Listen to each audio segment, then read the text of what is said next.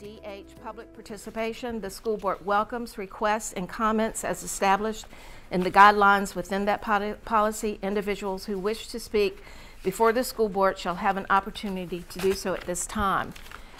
Persons appearing before the school board will not be allowed to campaign for public office or promote private business ventures and should not use profanity or vulgar language or gestures, make comments about a public official or an employee that are not related to his or her official duties, engage in behavior that disrupts the meeting or intimidates others, or address the school board on issues that do not concern the services, policies, role, and/or responsibility of the school board. Individual speakers shall limit their comments to 3 minutes. A speaker representing a group shall limit his comments to 5 minutes. The representative shall identify the group at the beginning of his or her presentation. A group may have no more than one spokesperson. The total allotted time for public comments at school board meetings is 30 minutes. Public comments are reserved for the public to provide input. The board does not respond to comments, answer questions, or otherwise engage in discussions at this time. We have a number of people who signed up for public comments tonight. We have a time limit for each of the individuals, and we will try to get to all of them, but we may not get to the final two who signed up, depending on the time that the other people use. All right, the first person is Reason Chandler.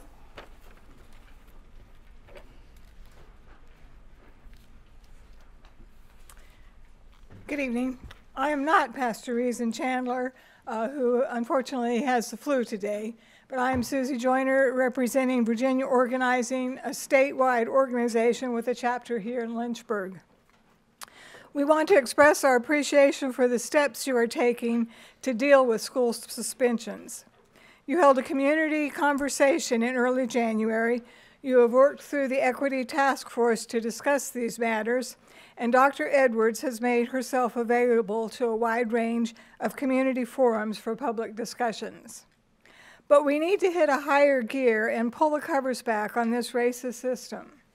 Too many suspensions and the racial disproportionality of those suspensions, the achievement gap, and low test scores. Our children deserve better. As we said before, Virginia Organizing is not just here to point out the shortcomings of the school system, but we are here to help work with you to make the Lynchburg City Schools the best. Given recent events involving our governor, lieutenant governor, and attorney general, Virginia Superintendent of Public Instruction James Lane recently sent a memo to district school superintendents that school districts have the opportunity and an obligation to talk about racism with students and staff. What better way to do this than deal with racist structures around school suspensions, the achievement gap, restrictive volunteer policies, and more? Showing students how to move to action to confront these injustices will provide them with valuable lifelong skills that will also benefit the entire community. We look forward to hearing your responses to these concerns. We hope you will formally put these topics on your agenda for your future school board work sessions. Thank you.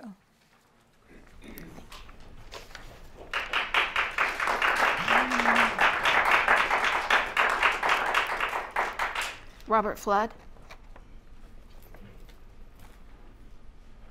Good evening. Same topic, different day, about ex-offenders not being able to volunteer.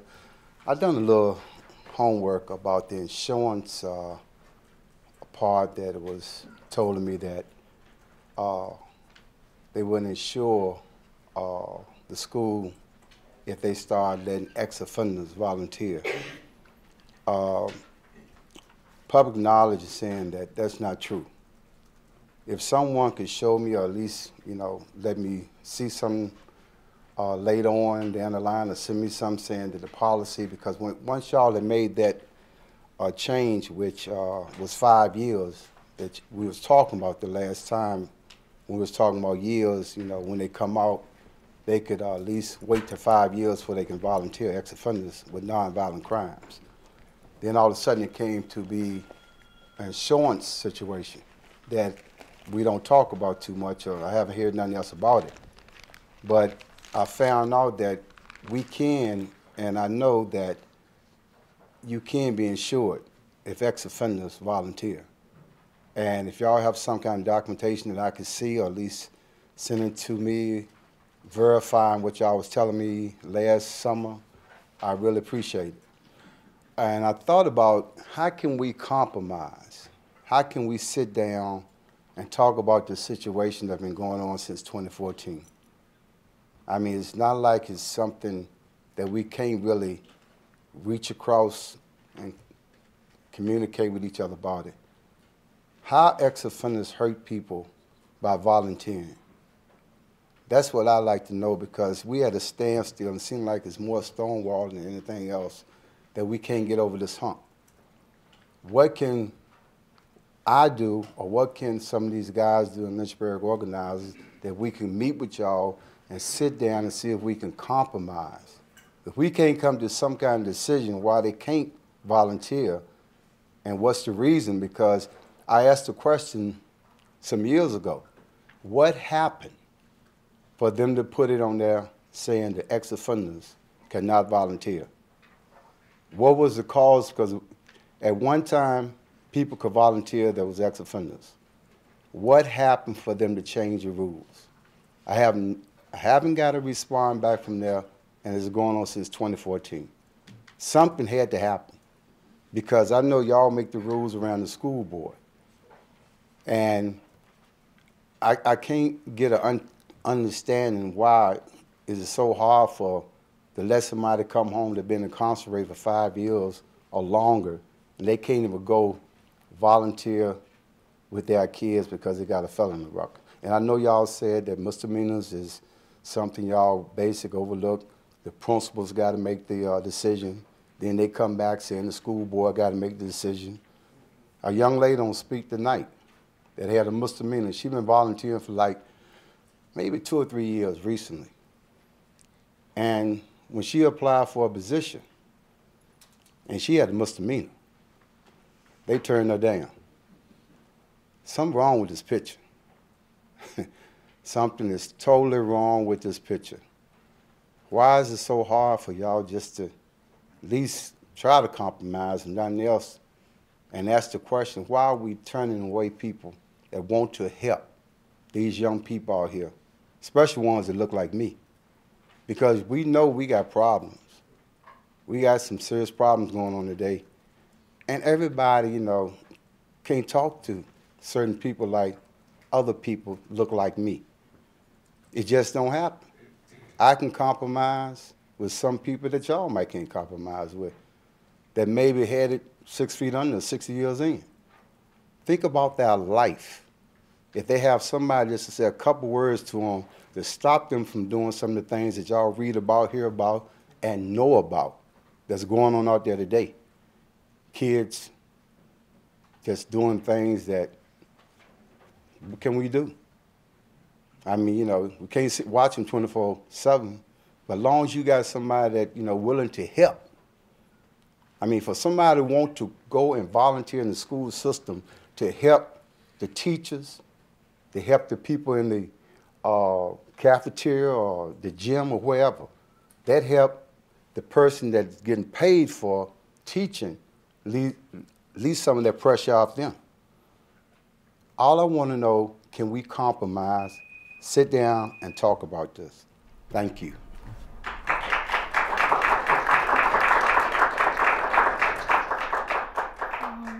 Mr. Jones?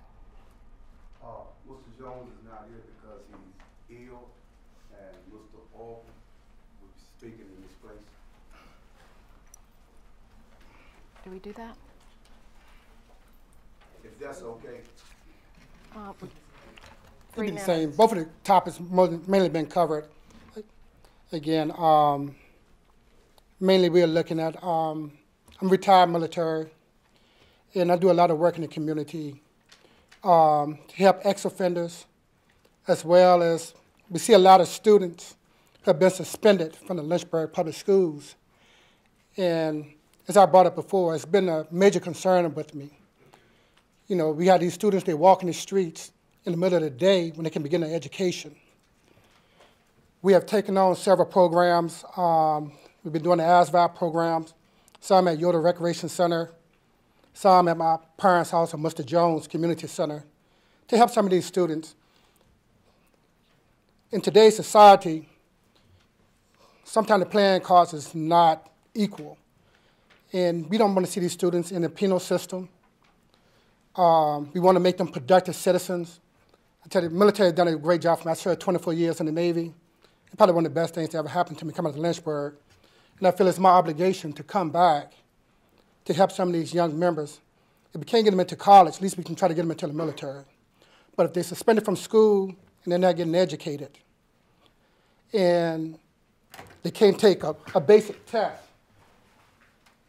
to pass the ASVAB, and it's amazing the educational level. Some of the kids is on the 4th grade reading level, and they're in the 11th, 12th grade. It's unsaid to me. It should be unsaid to every citizen in the city of Lynchburg. We all got the same equal right, whether you're white, black, yellow, green, to get the same education in the school system. Ms. Morrison was one of my teachers. She was very tough on me when I was in school. And she made me learn. And, you know, I thank her for that. I told her, she was one of the meanest teachers I ever had, but it was one of the greatest things that ever happened to me and stuff. But, well, it was very structured. But, you know, as a student, you look at it as being mean. When you grow up, you'll look at it that, you know, you was doing the right thing and the benefit of me. But I've talked to Dr. Coleman. His concerns is the same as ours, along with the NAACP, along with the Voters League. And we just want to know, as citizens, concerned citizens, what can we do to help the school board and the school system? I also work with Mr. Flood. We have a lot of ex-offenders with minor crimes who would be good prospects in the city that to help the school out. You know, we all need to, like to say, compromise and use the resources that y'all have at hand. It's free labor when we come up in there. But like I say, we want to be here as a tool for you all in the city. And I thank y'all so much for giving me the opportunity to step up. Mr. Bremer? Mr. Bremer?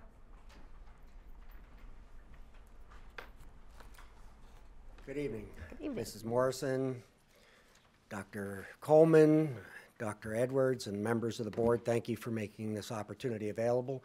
I'm Mike Bremer. I teach students at Sandusky Middle School. Education, a pathway, not a pipeline. If you believe, as I do, that sound education is the fundamental pavement for the pathway out of poverty, then it makes no sense to impoverish those who teach. If you desire to attract teacher candidates from the top third of collegiate graduates, it's imperative that we reconstruct the social contract with educators. If you want to keep experienced teachers in Lynchburg, this board must improve compensation. The proposed salary scale that was shared with LEA indicates that raises will only be available every other year. This is arbitrary and inequitable. Meting out the paltry number of dollars for teacher salaries by alternating years demonstrates the inadequacy of funding for teachers. Solving this lack of funds requires a political will and solution. The current budget increases spending for administration by more than 10%, yet for instruction by less than 1%. The result is a shortfall of instructional staff. For instance, in my department, for 2 years, we made do with only 4 teachers for 6 courses. Although we gained a teacher, thank you, we still have 1 course taught by 4 different teachers. Present and future. The harm done to seasoned teachers in the proposed salary scale is not just immediate and present compensation. It reduces the calculation for both VRS and Social Security benefits, rendering the future less attractive. An analysis of salaries in Lynchburg City Schools shows a loss of nearly 3% over the last 10 years for teachers with more than 13 years of service.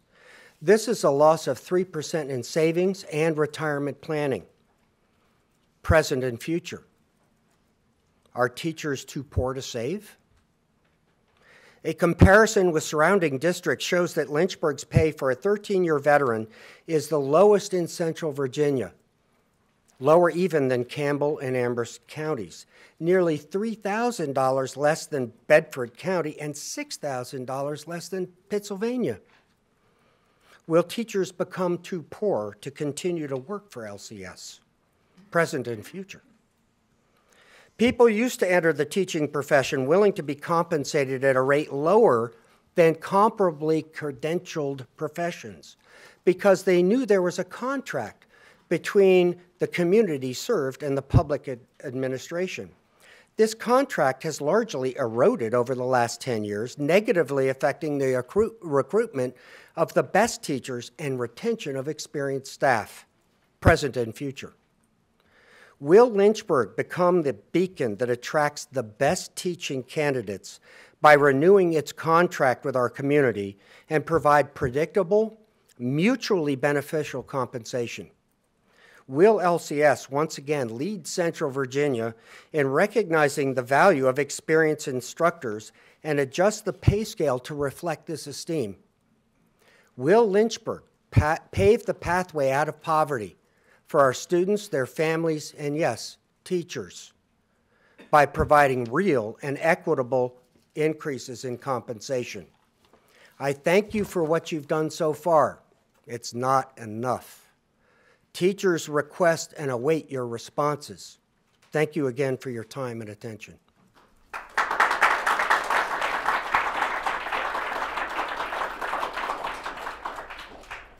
Mr. Meadows.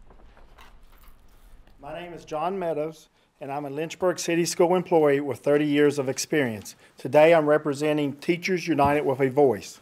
Before I address the new salary scale, I would like to say our group, Teachers United with a Voice, do appreciate the time that was spent on raises this upcoming year.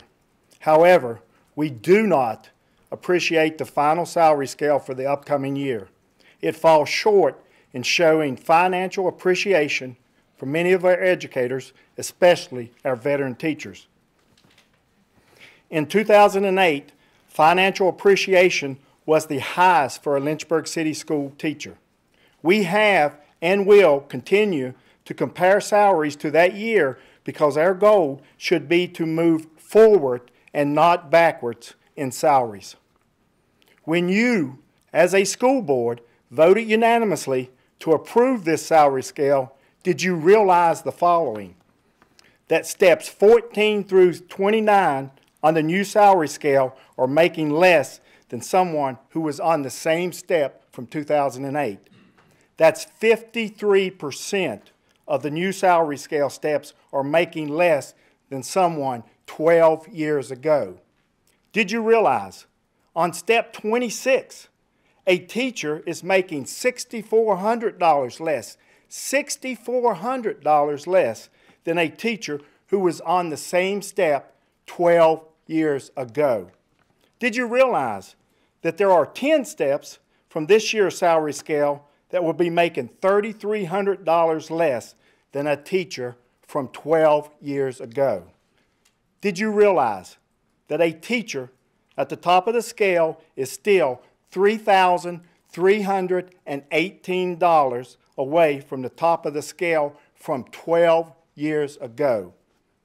It would have been nice if someone on the school board would have realized this proposed salary scale has not erased the inequities over the last 12 years.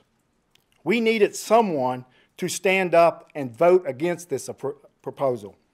We have educators who have been devoted to Lynchburg City Schools, and we are looking for someone from the school board to stand with us. Imagine, if you will, this scenario.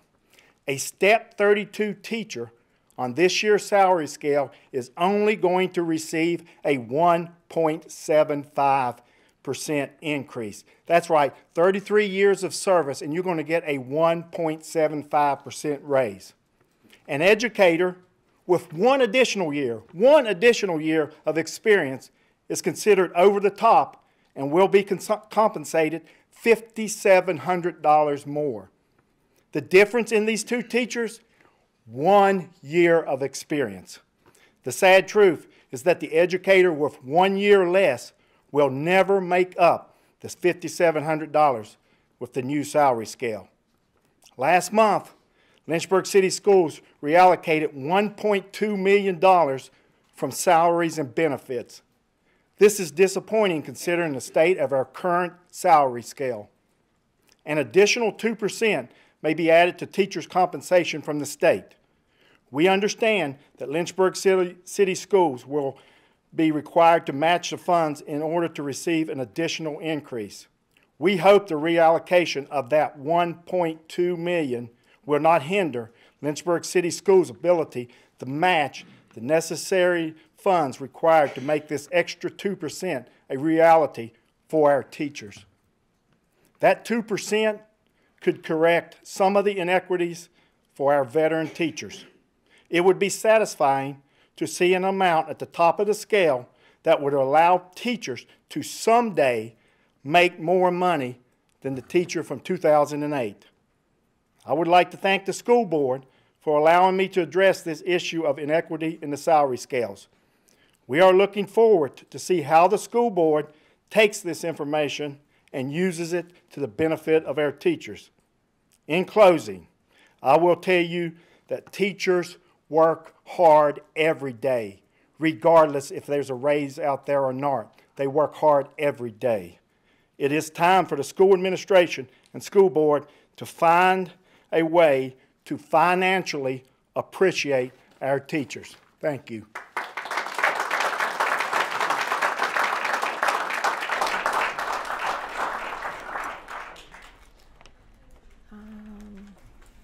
Ms. Mosley?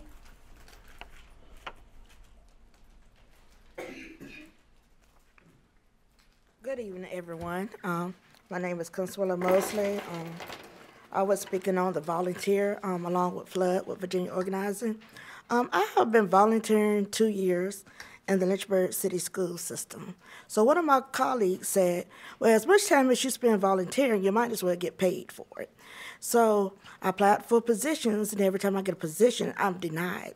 So I don't understand why I'm good enough to volunteer, but good enough pay. But I will still volunteer for my children because one person can save these child and children. No matter what we've done, even though I'm still fighting mine, even though it's a misdemeanor. But this teaches our children ahead of time to stop them from going down the wrong road. And I feel like we need to sit down, talk with people, because what people might have done in the past can save these children in the future. A lot of these children might not have homes, might not have fathers, so they're going to need a mentor. And I feel like some of these volunteers, we are mentors, we're here to save a child. And it's not always the children have behaviors. They just need someone to love them, show them that they care, and know they got someone to show them that attention and feel. And once a child feel love and see that with us volunteers and mentors, the school would be, and this should help with the suspensions. And it don't always start at home. I mean, you never know what these kids go through. And it's like a buddy system with my kids growing up. But I will still serve as a volunteer. And Mr. Rule, I don't put you on blast, but Mr. Rule can tell you I have been volunteering at Dearington Elementary School for the last 2 years. And I love, and I will still be there if you need me. Thank you for your time.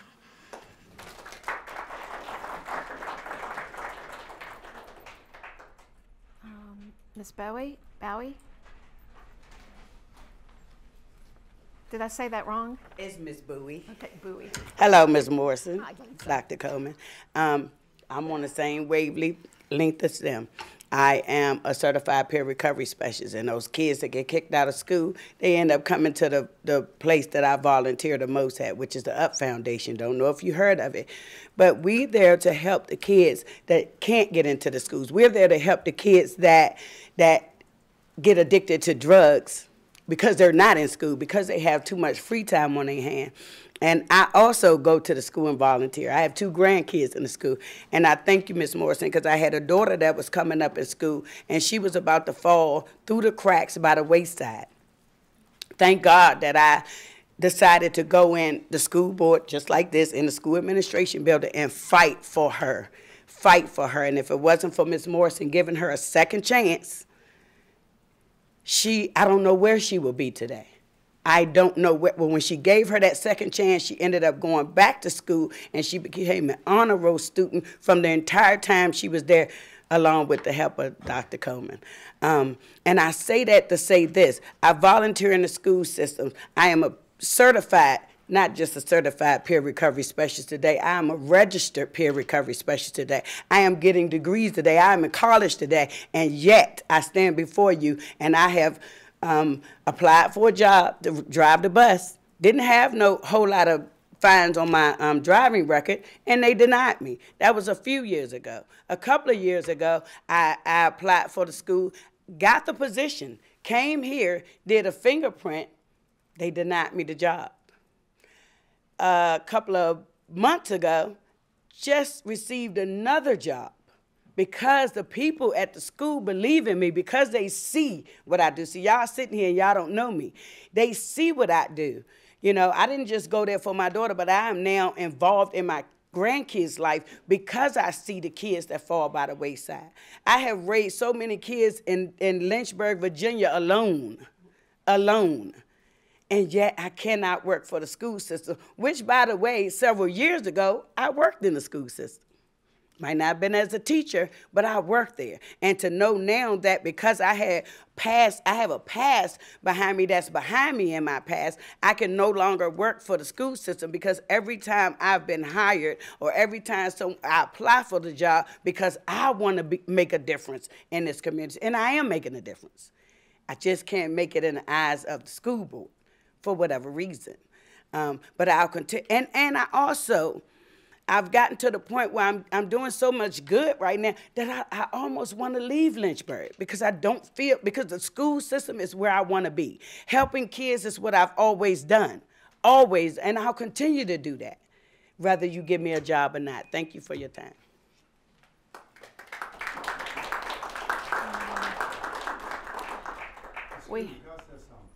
We have one more speaker that we need to give time to, Mr. Flood. Now, this thing, group is 5 minutes, and single people are 3. 3?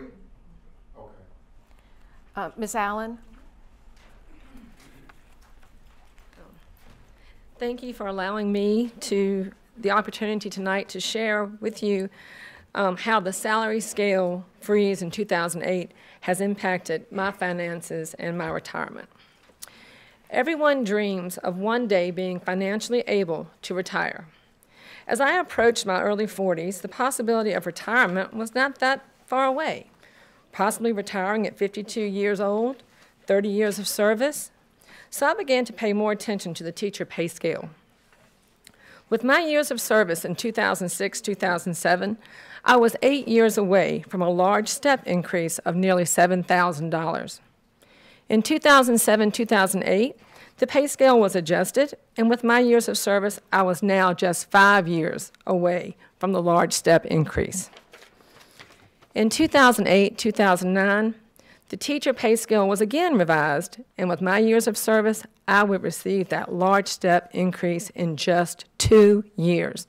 I could not believe it. 2 years away from this huge yearly gain. How wonderful it would be. Being able to save money in my 2 daughters' college funds. Being able to pay off our home mortgage earlier than expected. Being able to put more money into my personal savings for retirement. And then the dreaded pay scale freeze. With no activity to reinstate the steps on our pay schedule since 2008, I have lost around $66,000 in yearly salaries, which I would have received if the scale had not been frozen. A freeze? Yes, but how long? 1, 2 years maybe? But 10 years? I looked each year for the freeze to thaw and my step increase to materialize, just to be disappointed year after year. Not only have my yearly salaries been affected, but my retirement has also been negatively impacted. Now with pay raises scheduled for every other year, my retirement will continue to be adversely affected. Currently, my estimated monthly retirement benefit will be $349 less than if my steps had continued without interruption.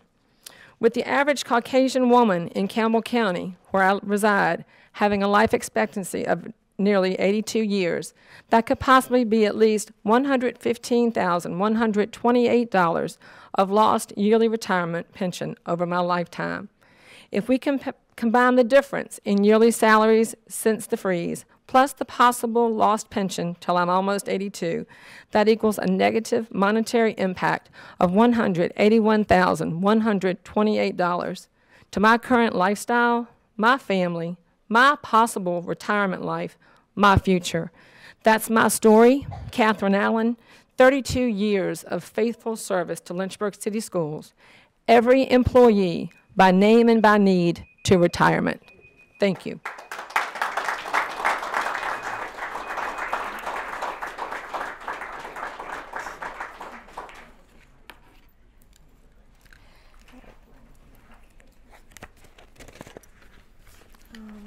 The next item on our agenda is a special presentation.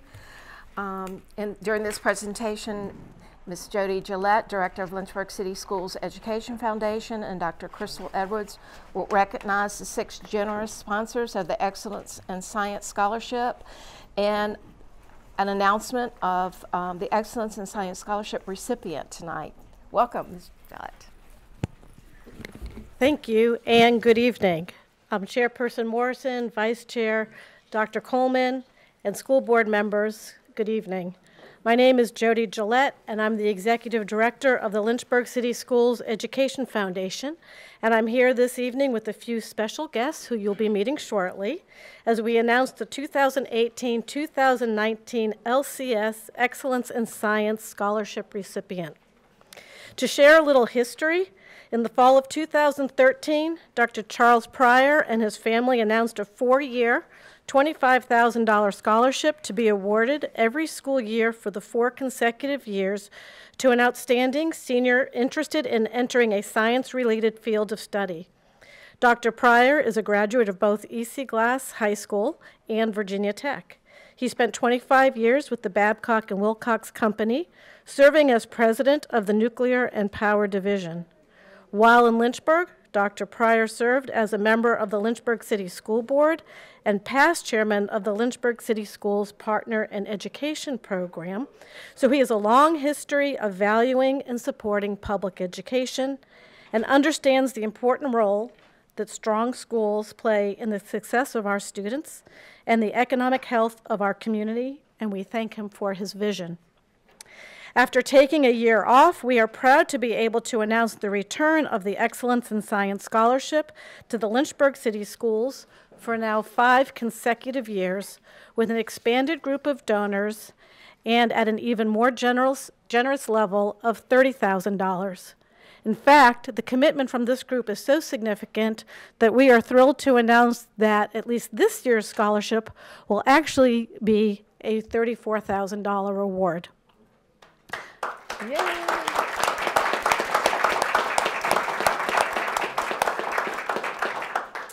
Once again, the scholarship will go to a top science or engineering student who plans to continue their education at an accredited college or university in a science or engineering related field. So now I would like to introduce Kevin Smith. He serves as my board chair. He's general counsel at Genworth, and he will introduce some more history of an importance and significance of this scholarship, and then introduce our sponsors this evening. Kevin? Okay, right behind you. Thank you, Jody.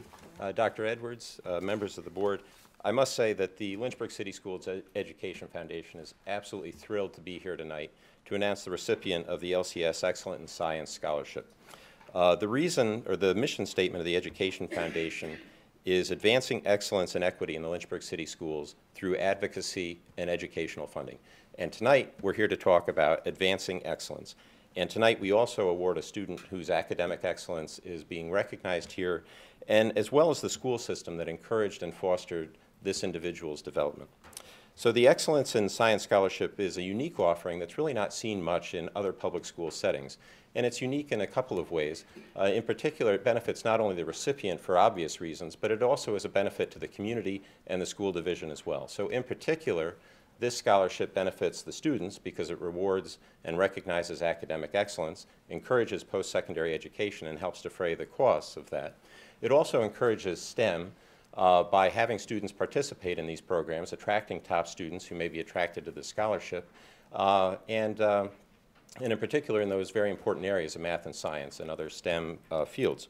It also is helpful to the school division because it shows the division's commitment to pursuing academic excellence, rewarding it, fostering it, and encouraging it through offering courses that develop students like we're going to see tonight. Additionally, it is very important to the business community because it not only develops but retains qualified workforce who are well-versed in the math and sciences and those fields which are very important now for every employer. Additionally, it's good for the community's economic development because it's going to help maintain Lynchburg's national recognition in nuclear engineering and its regional prominence in the medical arts and sciences. So all in, this is a hugely positive thing. And again, the Education Foundation is just thrilled to be here tonight. And of course, this year's scholarship would not be possible without the vision and the extreme generosity and commitment of the donors who we will announce tonight. And at this point, the Lynchburg City Schools Education Foundation, as well as the Lynchburg City Schools, would like to take this opportunity not only to recognize these folks and show them our sincere appreciation for not only providing opportunities to our students, but also the prestige that what they are bringing to our schools brings to the schools and the community itself. So with that, I would like to call up and recognize the contributors. And we will have, I believe, a few photos. So.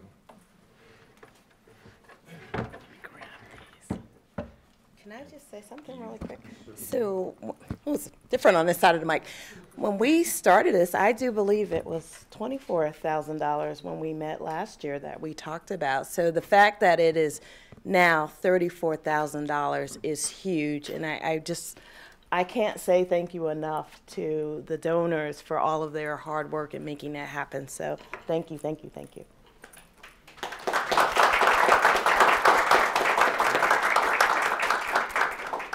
And with that, we will start by recognizing BWXT Technologies, represented by Ms. Regina Carter.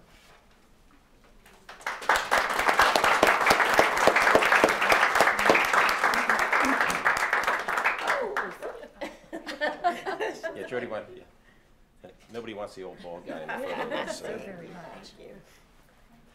Okay, next we have Framatone, represented by Ms. Denise Worley.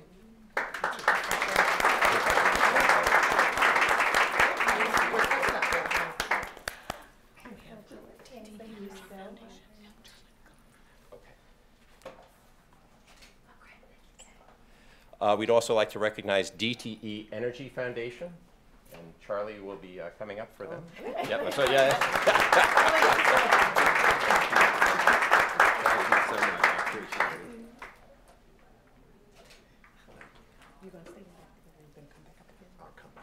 it. Okay. Next we have Mr. and Mrs. Lee and Sharon Ainsley. And they're actually not here. And they are not here. Okay, I apologize for that. Next we have Dr. and Mrs. David and Judy Franz.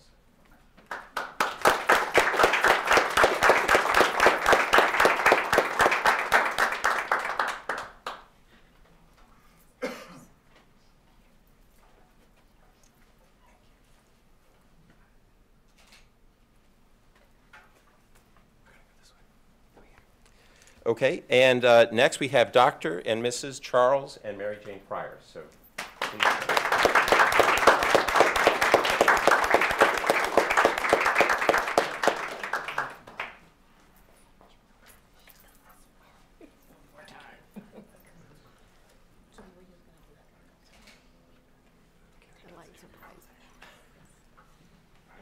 Yes, you're good. You can sit down for a second. Yes, and ma'am. Come back. We're good.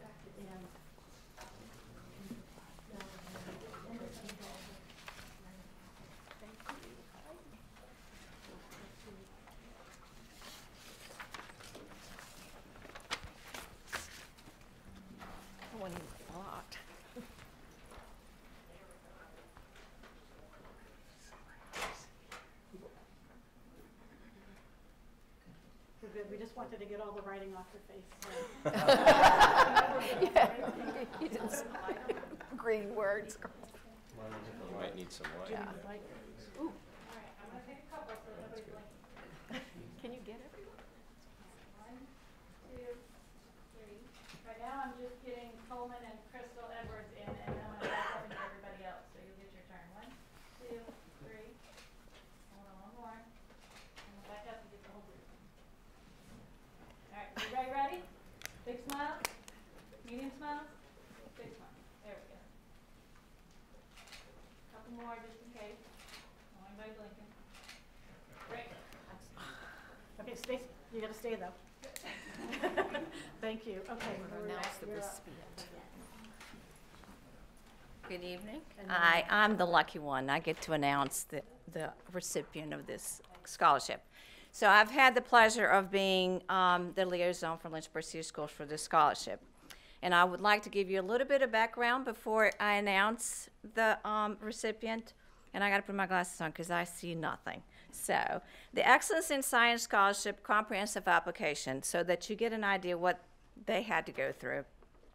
Started in September 2018 and was open until January 2019. At that time, the applications were due to the director of school counseling at each of the 2 high schools. A school-based team was assembled to review the applications, and the top 5 from each high school advanced to a team in central office, who then scored the applications based on a standardized rubric. The award was being given to the top senior science student as determined by this process. And this process included a written application, a letter of interest, 3 letters of recommendation, and an official transcript. And the top 5 finalists completed an interview with the selection committee. So before I announce it, I have to say my thank yous because this has been an incredible experience. And I would like the opportunity to thank everybody who made this scholarship a reality. The sponsors, thank you very much. The Ad Foundation, as well as central office personnel, counseling directors, principals, and teachers. And I would like to give a special thank you to Dr. Pryor because his vision and support has provided this amazing opportunity for our students. So now we're ready. Let me tell you a little bit about her. This year's recipient is an outstanding graduating senior who attends both Governor's School and E.C. Glass High School. She has had an interest in science since she was a little kid, and often spending time constructing, and this is amazing, constructing elaborate Lego towers. And some of these things are just hard to imagine a little child doing it, but she did it. Deconstruction toys, and reconstructing famous structures in 3D building games. She even built her own desktop and pushed the button, and it worked. And this desktop not only did code applications, but improved video editing skills, editing audio, 3D modeling, researching, and gaming. And all this, one push of the button, it worked. Don't know how. Her passion for environmental issues led to the research project using perovskite solar cells. And I said it right. I'm so proud. This impressive project won the Yale Best Exhibit Award, the Air Force Outstanding Exhibit Award, first place in chemistry, and the Grand Award in physical science. It also earned a place through the Intel International Science and Engineer Fair, ISEF. She's considering majoring in computational biology with aspirations to create models that will predict pollution patterns in large cities, water elevation or earthquakes on the coasts, and deforestation throughout the world. This year's Lynchburg City Schools Excellence in Science Scholarship recipient embodies the very essence of what this scholarship was designed to honor.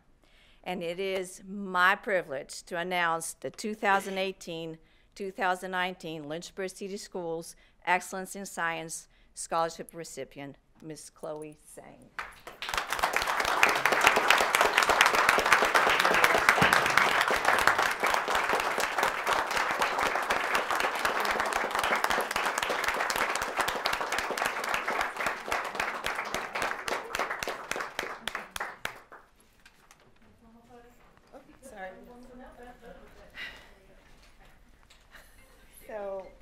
before Chloe says anything. Congratulations. I just want you to look at this smile, because even though she has done some amazing accomplishments, what I found out about Chloe is she's a regular kid with a heart of gold, is what I was told about you. And then I did a sneak peek on Mom's Facebook page just to see, because if this were my baby, I would be super, super proud. So I can tell, Mom, you've done a beautiful job in raising a wonderful young lady. And thank you for supporting her, Mom and Dad. Thank you for supporting her. And thank you also for supporting all of the kids of Lynchburg City Schools and being a role model for your peers and everything that you do. So I'm so proud of you, and congratulations so much.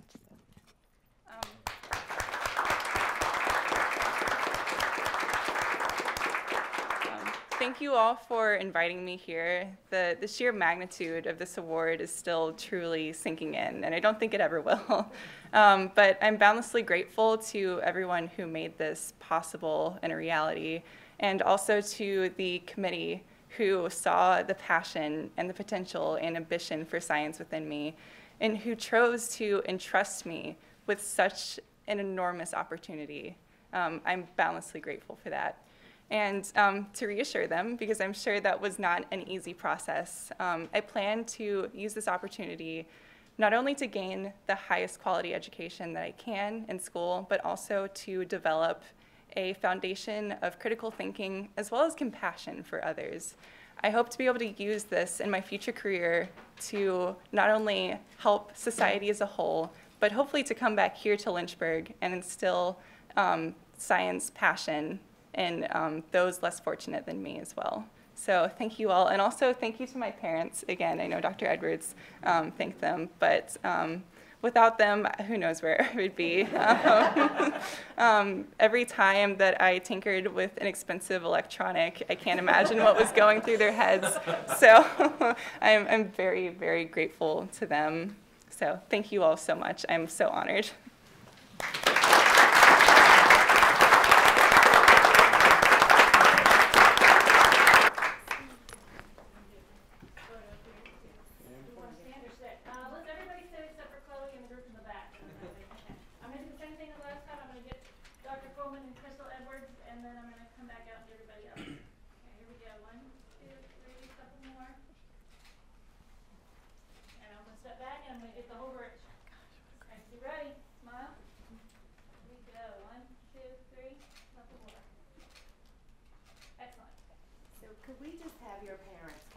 Yeah. Take one photo with you too.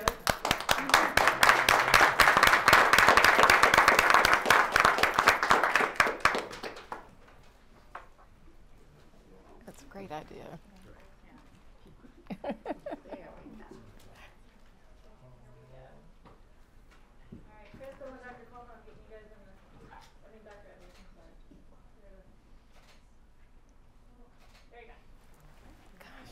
Congratulations. Thank you.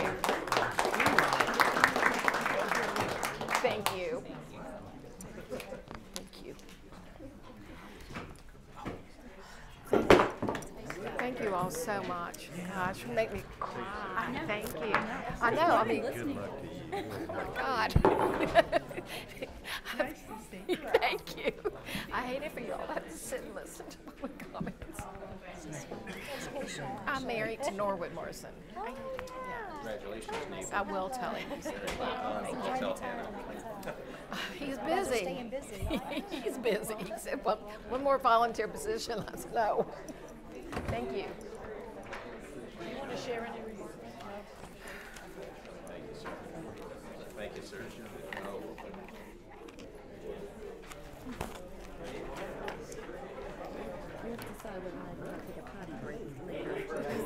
We're gonna at 7 o'clock. Does that work? I want to get through the student. Just reminding you. Thank you. I forgot. I know. That was excellent.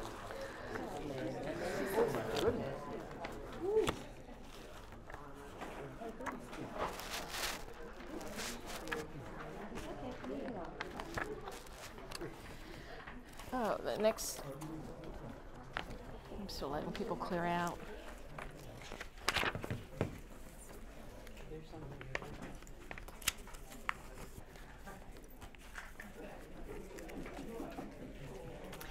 Okay, the next item of business after the special presentation is the finance report. Mr. Beckles.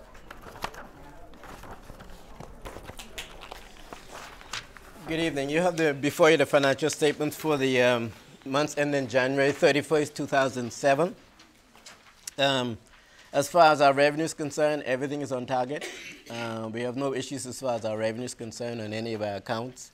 Likewise for our expenses, all of our expenses at this point are on target. There are no significant issues or items that I need to bring to your attention. Our medical claims is still, at this point, still doing well.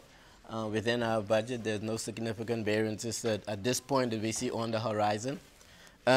So from a revenue and expense perspective, there are no significant items that I need to bring to your attention at this time. Yes, Dr. Gupta. For general public's interest, if you could explain, please, this page 6, actual revenue received, what these terms, because some of these numbers are, actual expenditure, actual encumbered.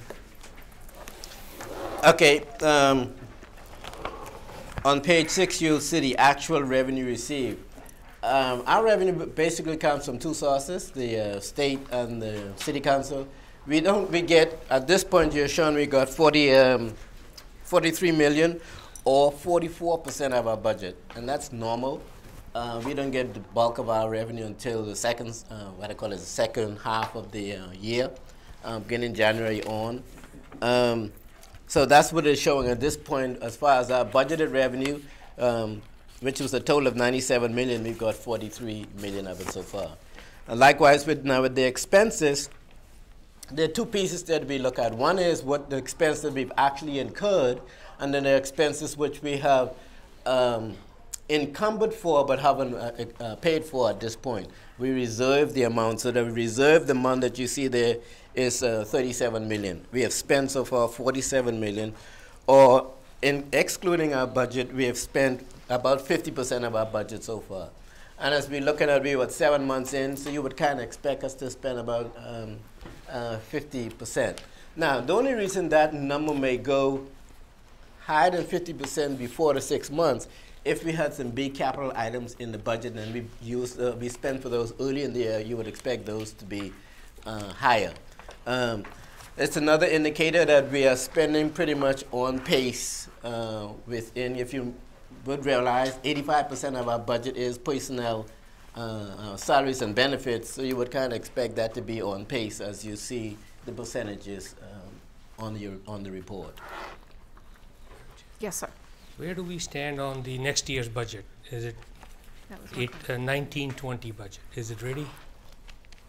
We are just about ready. In fact, I know we're having a budget, a board budget workshop on work session on March 19th. At this point, and the second piece I was going to mention is, last week we got the governor's approved budget. So you remember there were, before last week, there were two contingencies we were waiting on. What was the governor's final budget, and then what would be the city council's budget amount to us would be. So one of the unknowns is now finalized, the governor's budget. The significant difference between the governor's budget that he presented in December and the final one now is the 5% salary compensation. In the governor's budget, it was 3%. During the whole, I guess, negotiation changes, it's now 5%. Our plans, as you know, were based on the 3%. So as a result of the additional 2% that the governor moved it up now to 3%, which that 2% is going to cost us an additional $1.1 million. That was one of the requests we made from City Council. So at this point, we don't know whether or not they are going to approve that. But two things we did do. One is level funding, and then we asked for the $1.1 million to cover this additional 2%. At this point, we don't know what's the status of that request. So at this point, we are going on with what the state part is, and we're planning as though the City Council is going to give us. I will also have a contingency plan if it doesn't. But just so you'll know, that's the numbers we are working with at this point. Dr. Gupta. Couple of follow-up questions. Sure. So have you presented a preliminary budget to the city manager from LCS? What we have presented was we presented the city council with what we call a preliminary based on the governor's December's budget. We gave them, we have to give them a projected budget statement, and they know it's only projected at the point because we wouldn't get the final governor's budget. So we did give them a preliminary, and that preliminary is going to change, which they knew from then it was going to change. So that is customary. You do give them that preliminary, and that would include whatever number we were going to ask them for. But at January, we did not ask them for anything. All we asked for was level funding. So the numbers they would have gotten would have been the same budget basically we had last year, plus the 3%. So there was no modifications to the last year's budget, what was presented to the city? The only modification would have been the 3%. And if you remember in a couple of my monthly presentations, I said that it was the only difference between last year's budget and this year's budget and next year's budget is going to be the 3%. And that's the preliminary number that we had given to City Council. But yes, we did give them preliminary numbers, but they all know that that number is going to change. But that's normal. We do give them that before we are finalized with our budget. So if I could just add a little bit more to what Mr. Beckles is saying. So from August to December, when the board was working on pay schedules, the only anticipated thing that we saw within the budget when we were asking for level funding was the money for the salary increases at 3%. So everything that we did from August to December was to ask for level funding, but within the budget, look at where we could kind of make some cuts and adjustments to come up with the money that we needed for the 3% salary, the average 3% salary increase, which is what we originally put forward, had ready, sent over as our first level. Then there was talk about the 5% instead of the 3%, which is an additional 2%. So by January, when we are wondering whether or not we're going to have 3 or 5 or maybe something in between, we did work on some contingency plans, but we also put in a request to ask for an additional $1 million to cover, a little bit over $1 million, to cover that 2% should the governor decide that that's the way that we were going, which it is the way that we're going. So that request went over. So it actually wasn't until February that we were pretty sure that, yes, we want to come in at level funding. Yes, we did meet our goals in terms of getting the 3% within level funding. The thing that, as Mr. Beckles said, that changed was the additional 2%, which is something that we asked for. Now, what's different this year that we'll talk about a little bit more detail when we have our budget work session is last year you were presented with Tier 1 request and you had a whole list of things and items that came from the various departments. We had all those meetings, and I'm gonna look at my folks, and what we did, because we recognized that our #1 priority was to reinstate the pay schedules, is any requests that we had, we did through attrition, retirement, swapping, sharing, wherever we could. So it's not like we didn't meet the needs of some of these requests. It's just that, well, if we had someone retire and we didn't need that position, we used that position to meet another need. And I can talk about some of the things that came up in the budget meetings. We had budget meetings with each of the principals, each of the program directors, so we have all that information. So the assumption is going forward now we're looking at 5% base instead of 3% like we had. Correct. Correct. The current, just so that we're all clear, the current pay scales that are out there right now and the information that staff received in their, I guess their little fold-up notice was based on the average 3%. So we're still waiting to see what the outcome of the additional 2 will be. Madam Chair, I'd like to, there's a policy P46, which says the board shall present its proposed budget for the forthcoming year to the city manager for the transmissions on or before the April 1st. So I'm assuming whatever was presented was not let me explain that. This happens every year because one of the things City Council, the city manager, sorry, not the City Council, the city manager requires of us is to give the city manager whatever our request is going to be long before we school administration discusses with the board. So it's not unusual that it's happened every year. And that's a little bit different than even our counties around us. So I don't want the board to feel that they got slighted, that we didn't present everything to them. This happens every year. So we will still go through our discussion points, and the board will decide what they're going to do with the budget. That number then becomes the final number. But what they always ask was, give me a number. That's just the way they've always done it. We've talked about it, but that's just the way they do it. I always drive above the speeding limit on it, and I don't get a ticket. That doesn't mean I should keep doing that. But the policy is the board presents it. So I'm hoping we'll follow that. That may be true, but the board is quite aware that the city manager requires us to give her that money, give them, I keep saying her, the city manager, the number, normally it's the last week of January. I mean, I guess the board could decide not to do that, but if the city manager asks for the number, we have to give them the number. And they know that the board has not finished discussing this budget process yet. So in December, when the board voted, if you recall that we did take a vote to include the pay schedules, and I think, Mike, you reworded it a little bit, as in the budget as the request for level funding. So in December, I mean, if nothing had changed with the governor, in December, the request would have been, here are the pay tables, pay schedules, here's the additional funding. I think we had numbers and tables that calculated what that was, and we were going to go to the city to just ask for level funding. So there really wasn't much new in the budget to discuss because we didn't have any additional tier. I'm not going to say that because my staff will say, I have needs, I have requests, but there was nothing else in the budget at that point to do that. So, but to Atul's point, that we are now, we're not looking at the 3%, we're looking at the 5%, and that this is a board decision that we discuss and present. Yeah, and that's coming back to the coming back to the board. We haven't finished that. Now that has changed, that's coming back to the board. What I'm saying is going, and I'm not saying why we did it, but any changes to what we agreed on should be presented to the board, and the public should know what we are doing. That's our responsibility as per these guidelines. Yeah, but it's not like we were not coming back to the board to say now the governor has 5%. We originally talked about 3%. Now we got to talk about the 5%. We're coming back to do that.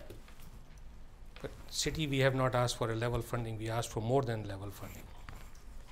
She asked me for recommendations. She asked for the and I number. put in there, should the governor go to 5, I had to say something about it, and that's what I put in there, which I did share. But I think, let me see if I can say it this way. Had we not honored the city manager's request and gave her what she asked for, I could almost, with certainty, it would not have been included in the budget presentation, and if it wasn't included in the budget presentation that she would have made to the city council, we would have had no chance of getting the money. So, I mean, I understand what you're saying, but it's just the way it is. Now, if the board feels that it's an undue burden or we want to rearrange it, again, that's a discussion that the board can have with the city manager. The question is not about why 5%. That we need to do legally. The question is, if the dollars change, board has a fiduciary responsibility, and they should be included in that communication. Right. Yes. Yes. Dr. Brennan. But before presenting it to the city. Mr. President, just to change gears a little bit, going back to the budget, thanks for being such a good steward of our budget, both past and present. But just kind of a point of information, are we approaching that time of the year where the average daily membership number gets noted for our state funding? I know that Dr. Edwards has given us information, like through January, we were at like 8,200 for our number. Are we? State funding for which one? Because as far as the average daily membership that the state already has for us for 2020, they already gave us that number. Now, the average daily membership, actual number that we're going to be, the school system will be funded on for this year is determined in March 31st. So that, that's the end of this month. So whatever that number is. Now, when I did my projections, it's going to be a little bit off, but it was not a significant amount of money that I'm worried about. I mean, I could tell you what I could. I mean, actually, but I could tell you what my projection was. But it's not a difference that I think is a significant difference amount. So I'm not worried about that. Also, when I'm looking at the ADM projection that the state has for us for 2020 and our number, there isn't a significant difference between the two. So I'm not worried about it. Again, when we have the workshop, I can go through with the school board the details of that. If they were significantly different, for example, if we had projected our ADM to be lower than the state's number, then my recommendation would have been to base our budget on the lower number, as opposed to the state's number, which is higher when our trend would have been going down, then I would have changed it. Sure. And I go through all of that, but at this point, I don't see it being significant for 2019 or 2020. Is it going to be a little bit lower? Yes, but it's not going to be a significant amount that can have a significant financial impact on our budget. Thank you. Back to what Dr. Gupta was saying, that the budget comes to the board, the entire board, for our decision on it, and I'm thinking we're at our work session. We'll have discussion about it and then bring it back to the board, full board. Any other questions? This is for information tonight. I'm sure Mr. Beckles will be happy to answer any questions if you should have some later.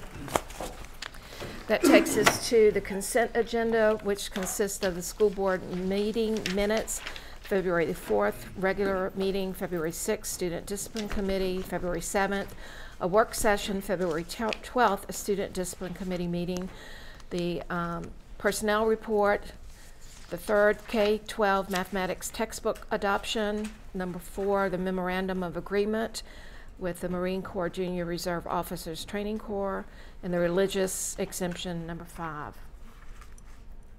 We have a motion to approve the consent agenda. I would move. Dr. Gupta. Second? Second. Any discussion? All in favor? Aye. Any opposed? All right, thank you. Hi. Welcome, Ms. Booker. Nice to have you here.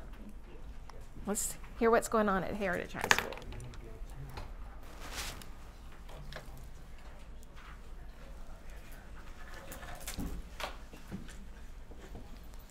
Okay, so at Heritage High School, we have the project inclusion.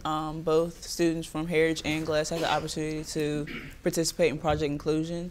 The students that I've talked to, they said they really enjoyed it. It made them see a side of themselves they didn't know they had. It made them look deep inside themselves and forgive people who they didn't want to and stuff like that. We've been doing that for a while. Yes, ma'am. The Heritage, okay, yeah, National Signing Day, we had the opportunity of signing 6 guys to various universities where they would continue their education and football career. We had Jabari Blake, KJ Burks, Chris Meganson, Vontae Pinnell, Darius Randolph, and Hassani Rivera. We had Jabari go to Delaware State. We had KJ and Hassani go to Ferrum. Chris went to Liberty. Vontae is going to Concord, and Darius is going to Wingate. They also got recognized by the city council for winning the state championship. They came down here a couple days ago, and she wanted the whole team, so Bradley got the whole team out. He had them in their uniforms, and they took a picture and were honored once again from the mayor. Our men's basketball team, they made it to quarterfinals. In basketball, they lost that game. Everybody was devastated, but they did work hard to get to where they got. In this picture, you see Frank Davis. He made a free throw that changed the whole outcome of the game, and they won that game. We have 2 wrestlers, Spencer Goolsby and Latrell Davidson. They placed in the state meet, keeping their titles in their weight class. Last year, Spencer Goolsby placed 3rd. This year, I think he placed 3rd as well. Boys and girls track and field swept the Seminole on February 10th. This is the second year for boys and, no, second year for girls. I think it's the first year for guys in about 2 years that they won the Seminole. Boys track also, yeah, is that right? Oh my gosh, everything's just going out of place. Okay, there we go. Okay, Pioneer Theater had their production of South Pacific. When they did teasers for us, it was really good. It was really funny. We have great actors at our school. I really hope the seniors go off to do great things because they're great. There we go, okay. Chris Meganson, our football player, he claimed the 3A men's long jump title at the 3A, 4A state track meet. He will be graduated with 2 state rings. Our seniors, Kayla Manville and Jalen Davis, placed in the LCS Science Fair and did great projects. These are a few of the projects. We have Ja'Cory Cottrell from Glass, Elizabeth Brooker from Heritage, and then we have, up top, we have Jalen Davis in the black jacket and Kayla Manville in the red sweater.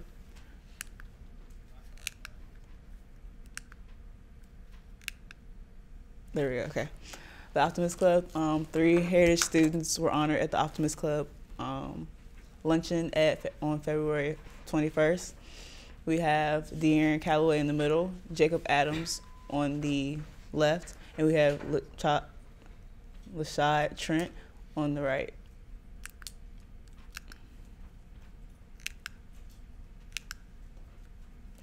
We have Glass and Heritage students had the opportunity to travel to Virginia Technical Institute to participate in the annual trade expo. We have a few pictures here. They had a great time. A couple of the guys told me that they really liked it and it helped them realize what they wanted to do after high school. In our media center, we have a, I think they call it the Creation Center. We have a 3D printer. You can make t-shirts, you can make music, you can make stickers for anything. We have a 3D pen. It's really fun.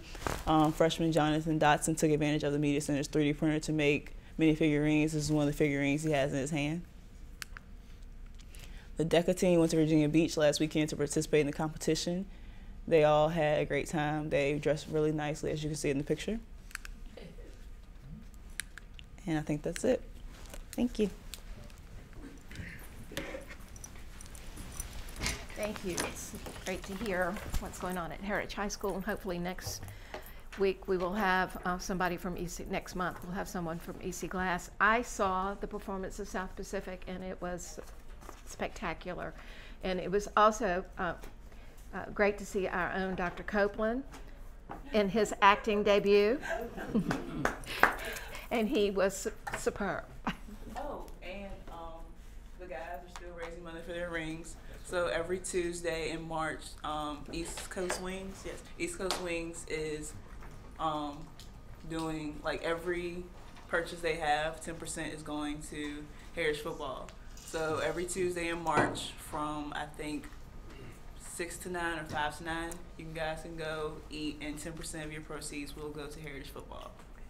Yes, Dr. Where do we stand? How much gap is still there? How much money do we need to raise? We have actually surpassed it, but for the guy, well, Bradley wants to do a lot, you know? He wants to get the guys memorabilia, he wants to get them boxes for their rings and other stuff, so he's still trying to raise money for more memorabilia. We have the rings are fine. He just wants to get them extra stuff so they can remember this year. I believe it's rings, the ring box, sweatshirt, book bag, backpack with the numbers on it. Yeah. Thank you. Thank you. That moves us to school board committee reports. The finance we have a meeting in March. The governor's school meeting in February, Ms. Mason? Yes. I have a few things to share. On Monday, the 25th, the Governor's School Foundation accepted a donation of $5,000 from Framatone in celebration of Engineering Week. The funds donated were invested in the foundation endowment, and the investments support the technology and research opportunities for students. This past weekend, the 42nd Annual Regional Science Fair took place, and almost every Governor's School Junior participated in the fair.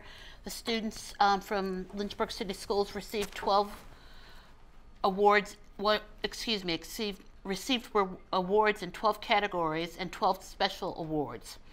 The 2 grand award winners will spend a week in May at the International Science Fair in Phoenix, Arizona.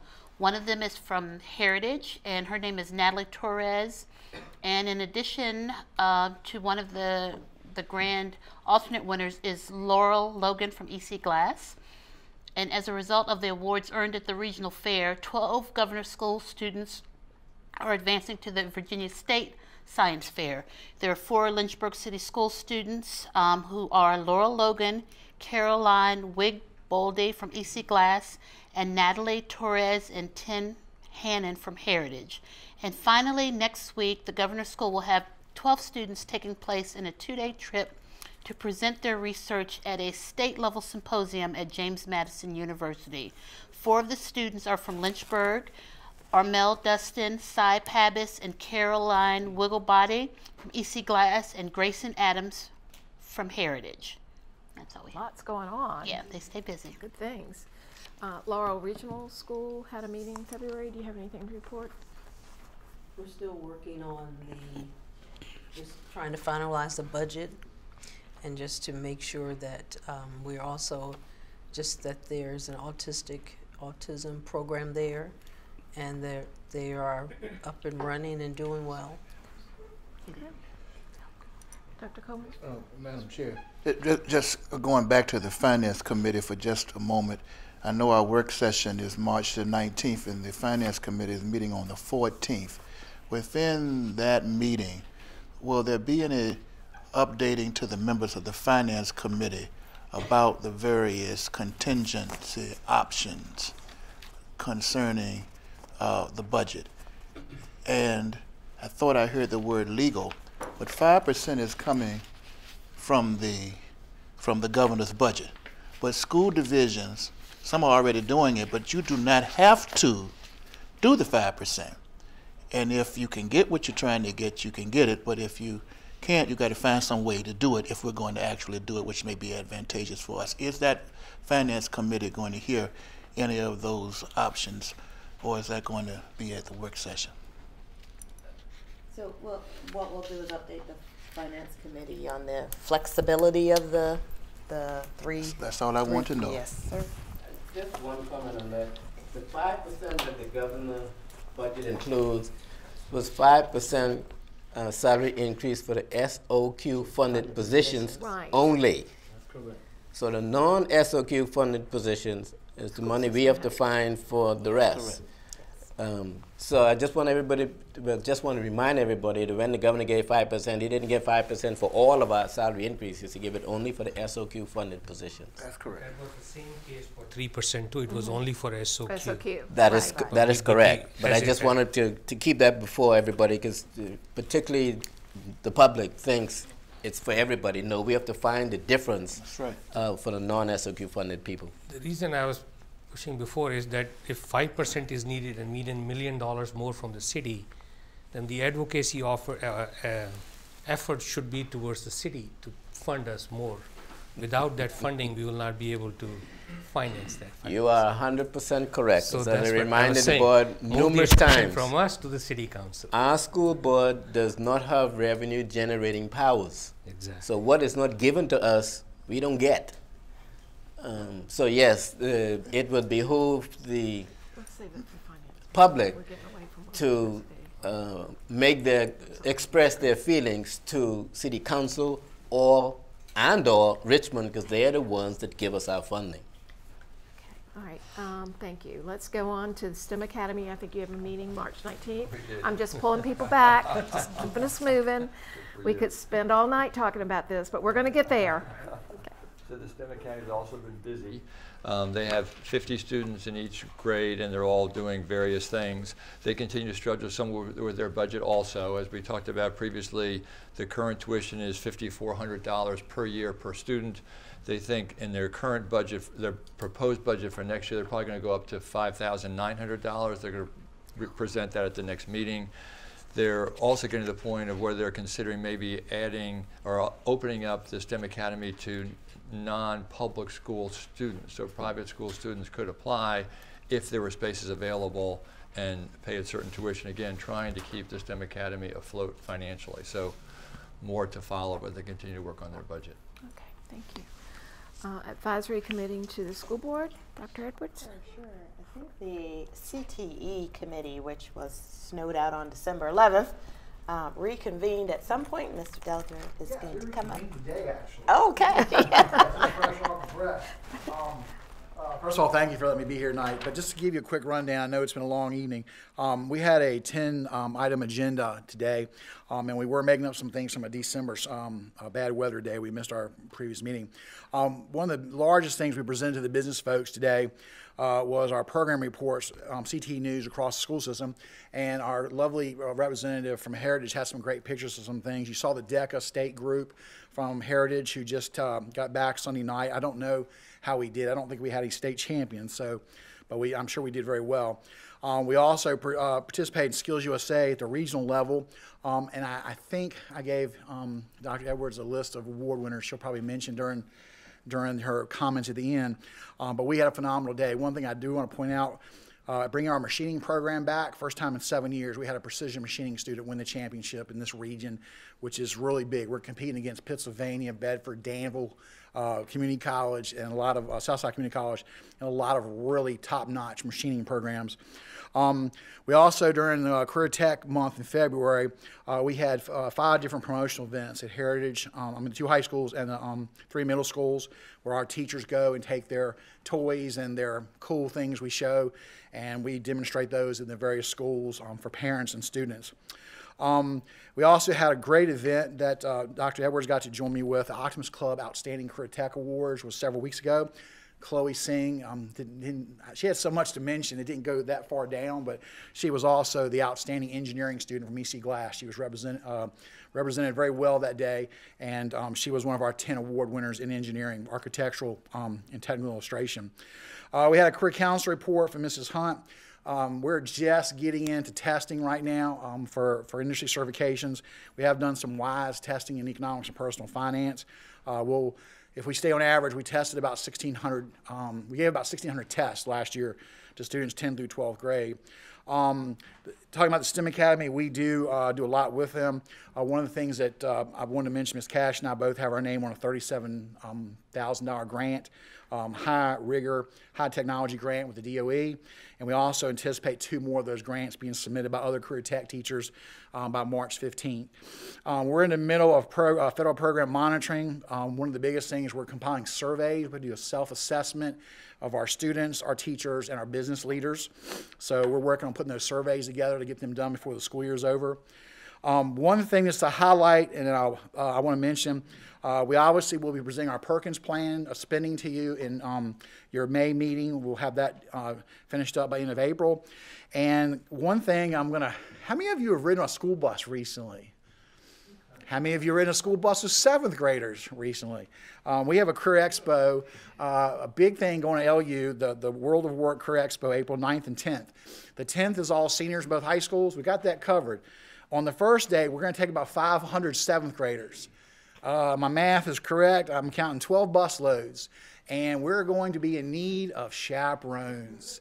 So if you're bored, have nothing to do on the 9th from about 8:30 to about 10, I will set you up with one of 3 middle school principals. You can pick the school of your choice. And we'll get April 9th. April 9th. Yes, so if you want to ride a school bus, I would love to put you on one of those buses. So we need about 5 to 6 chaperones per bus with our teachers. And anybody would like to know more about that, just send me an email or text, and I'll get back to you, or call me, and I'll love to include you in that trip. I figure we're going to need about 36 chaperones. And our middle school principals, that's their biggest worry, is getting chaperones. So I'm going to call in. And everybody that's in C&I and in this building, avoid me the next 30 days, because I'm coming around asking you to ride a school bus. I'm going to tell you right up, straight up, I'm going to ask you to ride a school bus. So we need you. And 2 other small things. We were looking at a small renovation in the criminal justice lab, and we're still looking for a company to help us remove some old CNC mills out of the EC Glass machining lab, so we can put a new plasma cutter and some new welding simulators in there this spring. So that's our 10 items in a nutshell. Questions? Not enough going on. Nah, it's just not enough going on.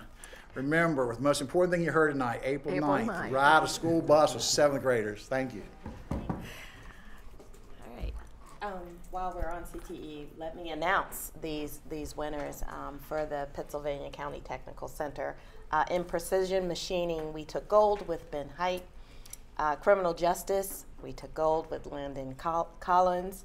Crime scene investigations, our team took a silver. That was Kayla Hughley, Victoria Reveley, and Liam Cassidy. Auto maintenance, another silver medal from Andrew Simon. Technical drafting, we took gold, silver, and bronze with Annie Townsend, Renaya Henry, and Garrett Mann. Architectural drafting, we took gold, silver, and bronze once again with Jacob Winters, Billy Royer, and Maya Hamlet. And in robotics team event, we took silver with Luke Hewitt and Timmy Balagun, and we took bronze with Thomas Stokes and Javi Mock. So lots of awards. Congratulations. Thank you. Okay. Special Ed Advisory Committee just met on February 19th, and Mr. Vanderwerker is up to give us his, how many were on your agenda? 20 items, 30? I'll be very brief. Board members, thank you for the opportunity to bring you up to date on your Special Education Advisory Committee. Once again, I think I'm going to held a record in special ed presentations during the year as far as the number of community members who attend the SEAC meetings. Again, members were there that basically filled the area, and we very much appreciated their work. In addition, I got to sit because the chair, Kelly Reichert, ran that meeting and walked the SEAC through the agenda items. Number one, they are thrilled with community conversations. They are seeing the connections between the community conversations, subcommittee meetings, and the outcome, which will be the strategic plan. They're very actively involved in it. Number two, they are planning their annual October Disability Awareness Month. They'll have another evening at Lincoln Middle School next October. The date's to be set, and right now the subcommittee is putting together recommendations for the SEAC. Ms. Dawn Decker, one of the teachers from the Federal Set-Aside Program, and Janet Freeman, the speech pathologist, presented an overview of the Federal Set-Aside Program. They both were recognized by one of the local private school administrators about their ongoing collaboration with the population of students that are supposed to be served under Federal Set-Aside. And then they were very pleased to hear that under dyslexia training, Lynchburg continues to provide that, and April Bruce's team is also looking at that for next school year. And two final comments on dyslexia training is that all staff members who go through recertification to be a teacher in the Commonwealth of Virginia have to participate in a dyslexia awareness module, and that we are now finding through our colleagues at University of Lynchburg that undergraduate programs for aspiring teachers also have to go through a significant amount of dyslexia awareness. The Special Education Advisory Committee is changing their March meeting from the 26th to the 28th. We will get that adjusted on our website. There's a parent support fair that for individuals with disabilities that's going to be held in Central Virginia, and your SEAC members wanted to change that meeting so that they could go. Thank you. Thank you. Thank you. Would this be a good time for a bathroom break? Sure. How do I do that? Motion. All right, I need, oh, okay. Meeting's gone on. I'd like to make a motion for a 5-minute break. Is there a second? Second. All in favor? Aye. Aye. We're adjourned for 5 minutes. Recess. Recess for 5 minutes for breaks.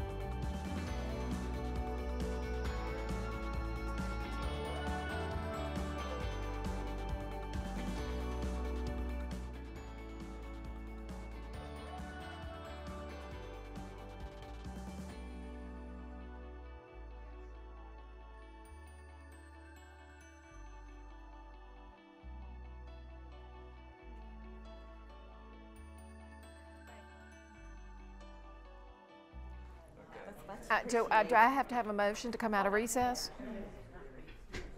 No. Okay. All right, we're now ready to come out of recess. And we have 2 items of unfinished business. The first one deals with Lynchburg City School Board Governance Policy Review. Dr. Edwards. All right, you have in your packet 4 of the governance policies that we reviewed on starting on page 25. And I put a little summary of what the changes were on them. For BCA, the changes were changing the word chairman to chair, so vice chair and chair, which you will see reflected on page 26. In BC, oh, it's on the back, okay. BCB and a Z, we added the Z because, as Barbara told me, that once we changed it, it's now a Lynchburg City school policy. That's what that Z means. So on page 27, you'll see where we have the school board officers, again, chair and vice chair. And note the color is blue to let you know that those are things that came out of the work group as opposed to things that came out of from VSBA. Skip for right now page 28 and go to page 30. On page 30, you will see school board policy BDB. I don't know how you do this, Susan. And again, on page 30, you'll see changes in red. The changes in red are from VSBA on that policy. And then you'll see a change in blue for the word chairman to chair. That's coming from the work group. So those 3 policies had very minimal changes. The one policy that had the most changes is on page 28, and that is policy BCE with a Z now because we changed it for Lynchburg City Schools. And again, you can see all of the blue language is language that came from the policy work group. The first the first change, in addition to having the chair and vice chair, is the elimination of that first paragraph, which talks about a business and finance, instruction, administration, community relations, and committees, and replace that with what the committee is proposing for the full board to consider. One of the changes was to change the business and finance committee name to finance and facilities, and one reason for that is as we look forward to doing a facility study and looking towards a new Sandusky Elementary School, facilities is going to be really, really important. So you will see that along with a description of what that committee does. The previous policy did not have a description of what the committee's charge or responsibility is. The middle paragraph is the new proposed committee that the work policy group is recommending for the full board to consider. And again, you can see what the proposed activities are, but I can give you some examples. This would be the committee that, particularly when we get updates from VSBA and from VAS on legislative events and activity and policy changes, this would be the committee that would vet that and bring recommendations, suggestions, and information to the full board for consideration. If we needed to write to our legislators, delegates, this would be the committee that might vet that and craft something for the full board to consider to do that. With regard to community relations, and this would be the committee that if there was board presence needed, for example, I think the committee members might be on the school bus for the 7th grade trip, that this committee could vet that. And in terms of just keeping good community relations within Lynchburg City Schools, any suggestions or activities might come from this committee for the full board to consider. So that was a new committee that the work policy group proposed for your consideration. And then student discipline committee, again, no real changes except for adding the verbiage for what that committee does. And Dr. Brennan and Dr. Coleman jump in at any time and add Anything you'd like? So if I could just jump in briefly, I want to thank Dr. Edwards and particularly Dr. Coleman for the information. We've talked before about what other school districts have done in the state, and Dr. Coleman spent a lot of time surveying those and coming back with information, and Mrs. Morrison answered specifically that we're going to make a new committee to define what it would be, and Dr. Coleman also put a lot of effort into that. I think probably the question for the board is the new committee, which is Community Relations and Legislative Advocacy. And I think this really relates to what Dr. Gupta was saying before. I mean, this is also the group that is going to spearhead the conversation with City Council, with state legislatures to drive the agenda for what we should be doing. We're all in favor of doing it, but we haven't had much direction amongst ourselves. So that would be a real role of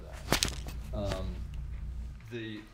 The page that was passed around is a small rewording of this paragraph, and I'm suggesting it just because we kind of took two committees from various schools. One was the community relations and one was the legislative, and we kind of put them together. I think the wording flows just a little bit better. It's the same wording, it's just that we took that phrase which said findings and recommendation will be shared with the school board. The full board will determine appropriate matters for further discussion and subsequent action. From the middle, put it at the end. That's really all it does, just to read a little better. So I would like to put that out as a suggestion for the board to consider as they discuss this policy. I will not be making a motion nor a second, but I am grateful to the working group. Questions, Dr. Gupta? Excellent. Thank you for working on, I really love this committee structure, especially this community relationship. Dr. Coleman, Dr. Bennett was needed, and thank you for putting it in front of the board. Thank you. Further comments? Questions, Dr. Nellis?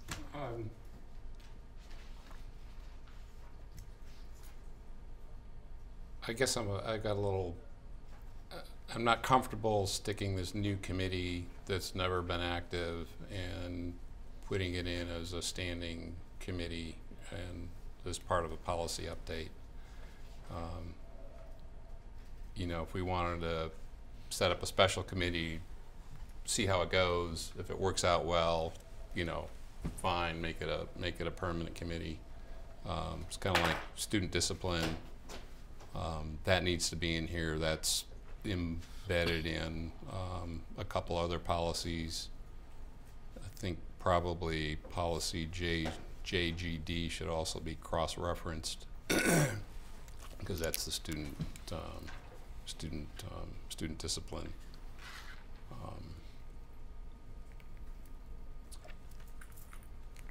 So you know, apparently the working group has talked about it, but I'm not really sure what I'm voting for as far as this new committee. So that's my reaction to this. Carter? My concern is the community relations. Is this targeting a different audience versus what the equity task force is targeting, or community relations? Isn't that one thing that the equity task force also does?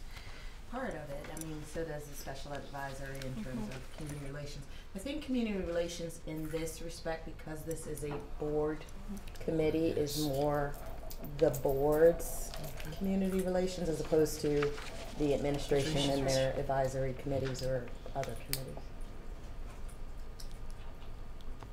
Further questions, Dr. Gupta? I think it sends a message out that the board is really committed to your community conversation and expanding that to making those relationships more stronger. And we are the basically bridged, so it makes perfect sense. Okay, so any other questions or comments? This is for action tonight. I think we've had it before the board several times. So the recommendation is to approve the governance policies listed in this agenda item with the amended wording in the description. Do you need a motion, or a motion is? I'm just we haven't had a motion yet, but I'm saying, all right. Is there the motion to Approve. Well, No, we'll I'm make just, a motion to change it Amend change. first. There's two motions. all right, so Yeah. that one comes first. Before you vote to approve the whole thing, yes. I was told to, There's no motion before the board right now. there's no motion. Well, I mean a motion to, if they're, to amend it. So do you want a motion to approve, then a motion to amend? Or to? If you want to change Yeah. the word of what's presented before the board, you Yes. have to have a motion to first change the wording and then approve it with the new wording. Is the Roberts rules. Yes. I think that's what it is. Yeah, that's what I'm trying to say. I'm sorry, say it one more time, Chris. So you have this policy. Right. That was before the board, given to the board and to the public. So you want to change this to say this first. Before So we you need vote. to amend it, and everybody has to agree, yes, we like this new wording, and then you have to actually approve it after you've amended it so it's exactly what you want. I move that we approve the amended wording. Amended wording to the community relations and legislative. Is there a second? Second. All in favor? Aye. Point of order. Yes. Normally there's some discussion. All right, after the before we second. vote, discussion? Okay. I do support in putting together a community relations committee. I think we need to see how that works. Maybe adjust it. I don't know. Based on experience, I don't support putting it in as a standing committee. Okay. Any further discussion before we vote? All right, we are voting on the motion to change the wording for the Community Relations and Legislative Advocacy Committee. Are we all clear? Yes. We've had a motion and a second. Now, discussion. Now we're going to have a vote. All in favor? What are we voting? What are we voting? We are on? voting on changing Just changing the word. the wording, Okay. not on the, all right, so we've all agreed. Vote, yes, no, yes. Yes. Right. Yes. Opposed? So we all agree to change the wording. Right, now, do we have a motion to approve the school board governance policies as amended? Dr. Gupta? As a package. As a package. Approved. Dr. Gupta, is there a second? Second. Ms. Mason, is there discussion?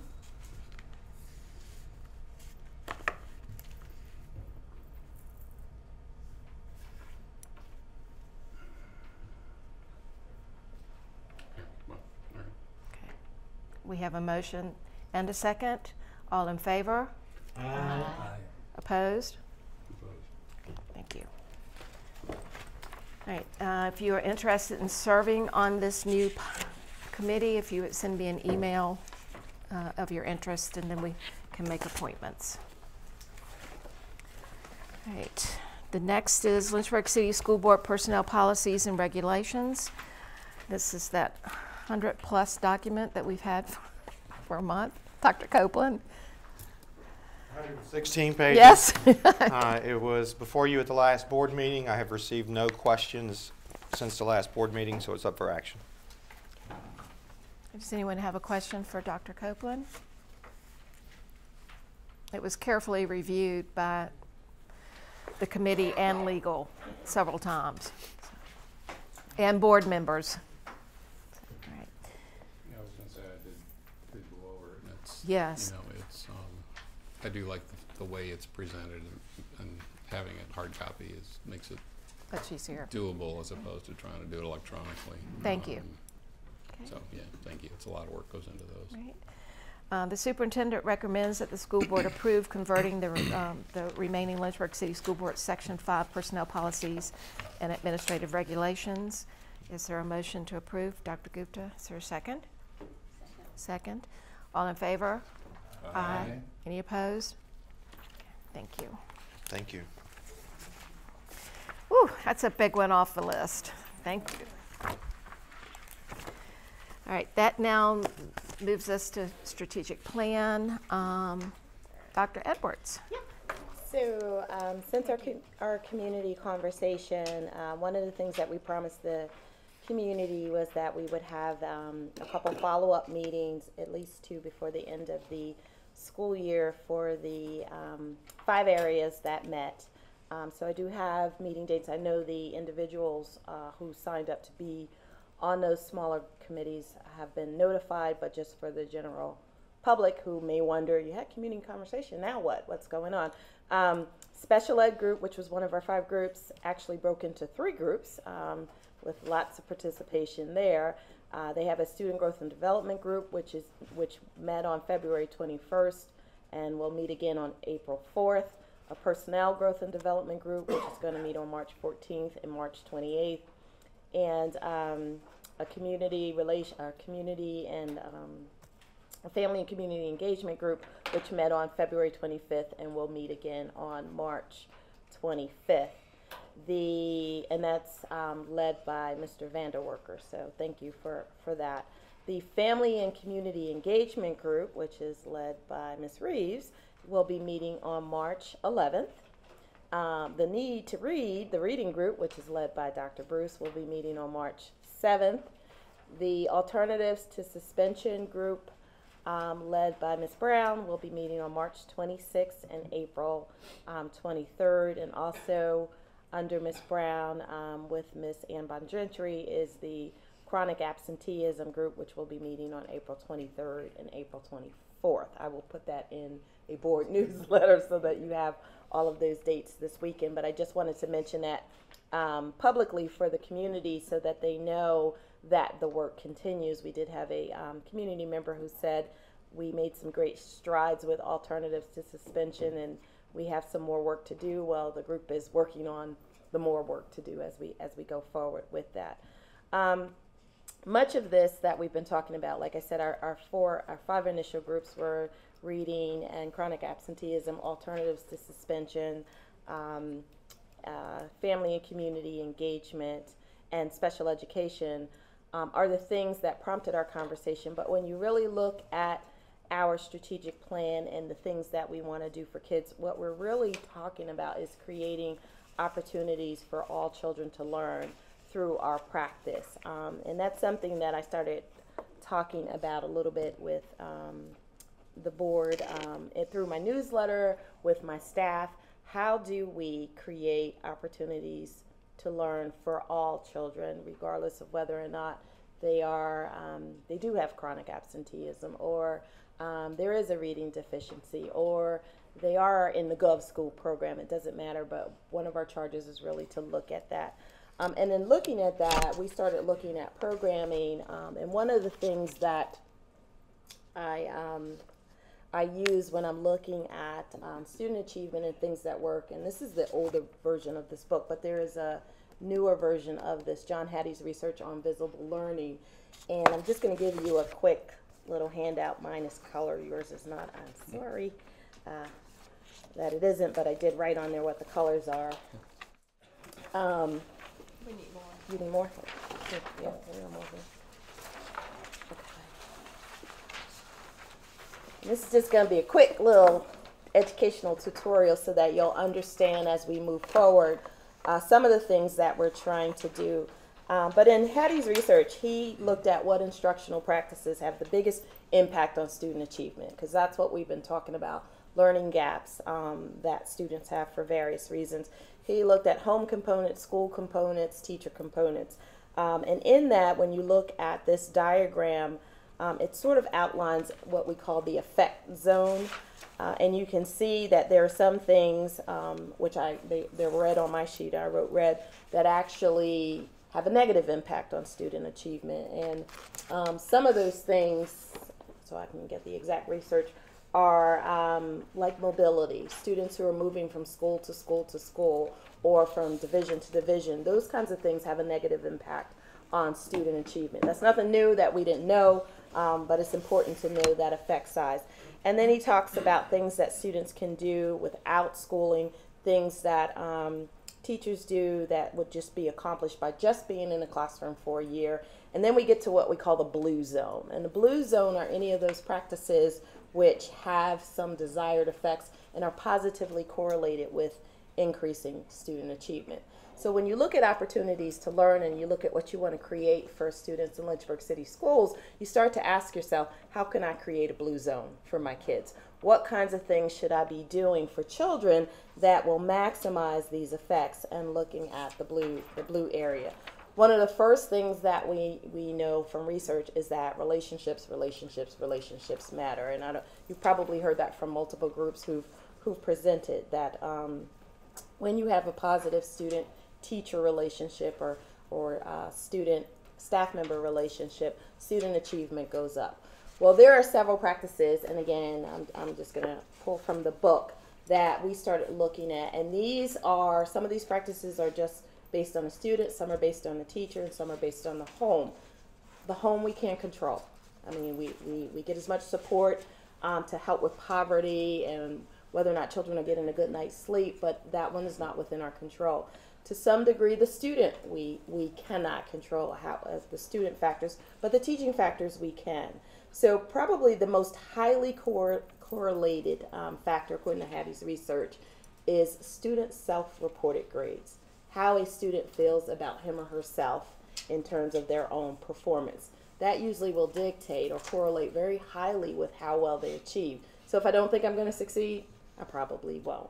If I think I'm going to succeed, if I think I'm doing well, if I think I'm mastering, I will probably do better. And in a school environment, we can help stimulate that culture. So as I look to create blue zones, what would a school look like in an environment where a kid is inspired and encouraged to think high and have those high goals? So that's one of the things that we want to achieve. Looking at the classroom dynamic, again, it talks about the teacher-student relationship, and I think that's about a 0.72 in our blue zone. Having a good teacher-student relationship, but more important, having collective efficacy in a building. So what does it look like when not only do I have a good relationship with the student, but I have a great relationship with our colleagues, and we're like-minded in terms of what we want and our expectations, our high expectations for children. So again, looking at it through how do I create this blue zone for my kids in terms of putting together the best practices. There are some things in here about curriculum, which talks about creative programming, the need to strengthen vocabulary development is another one.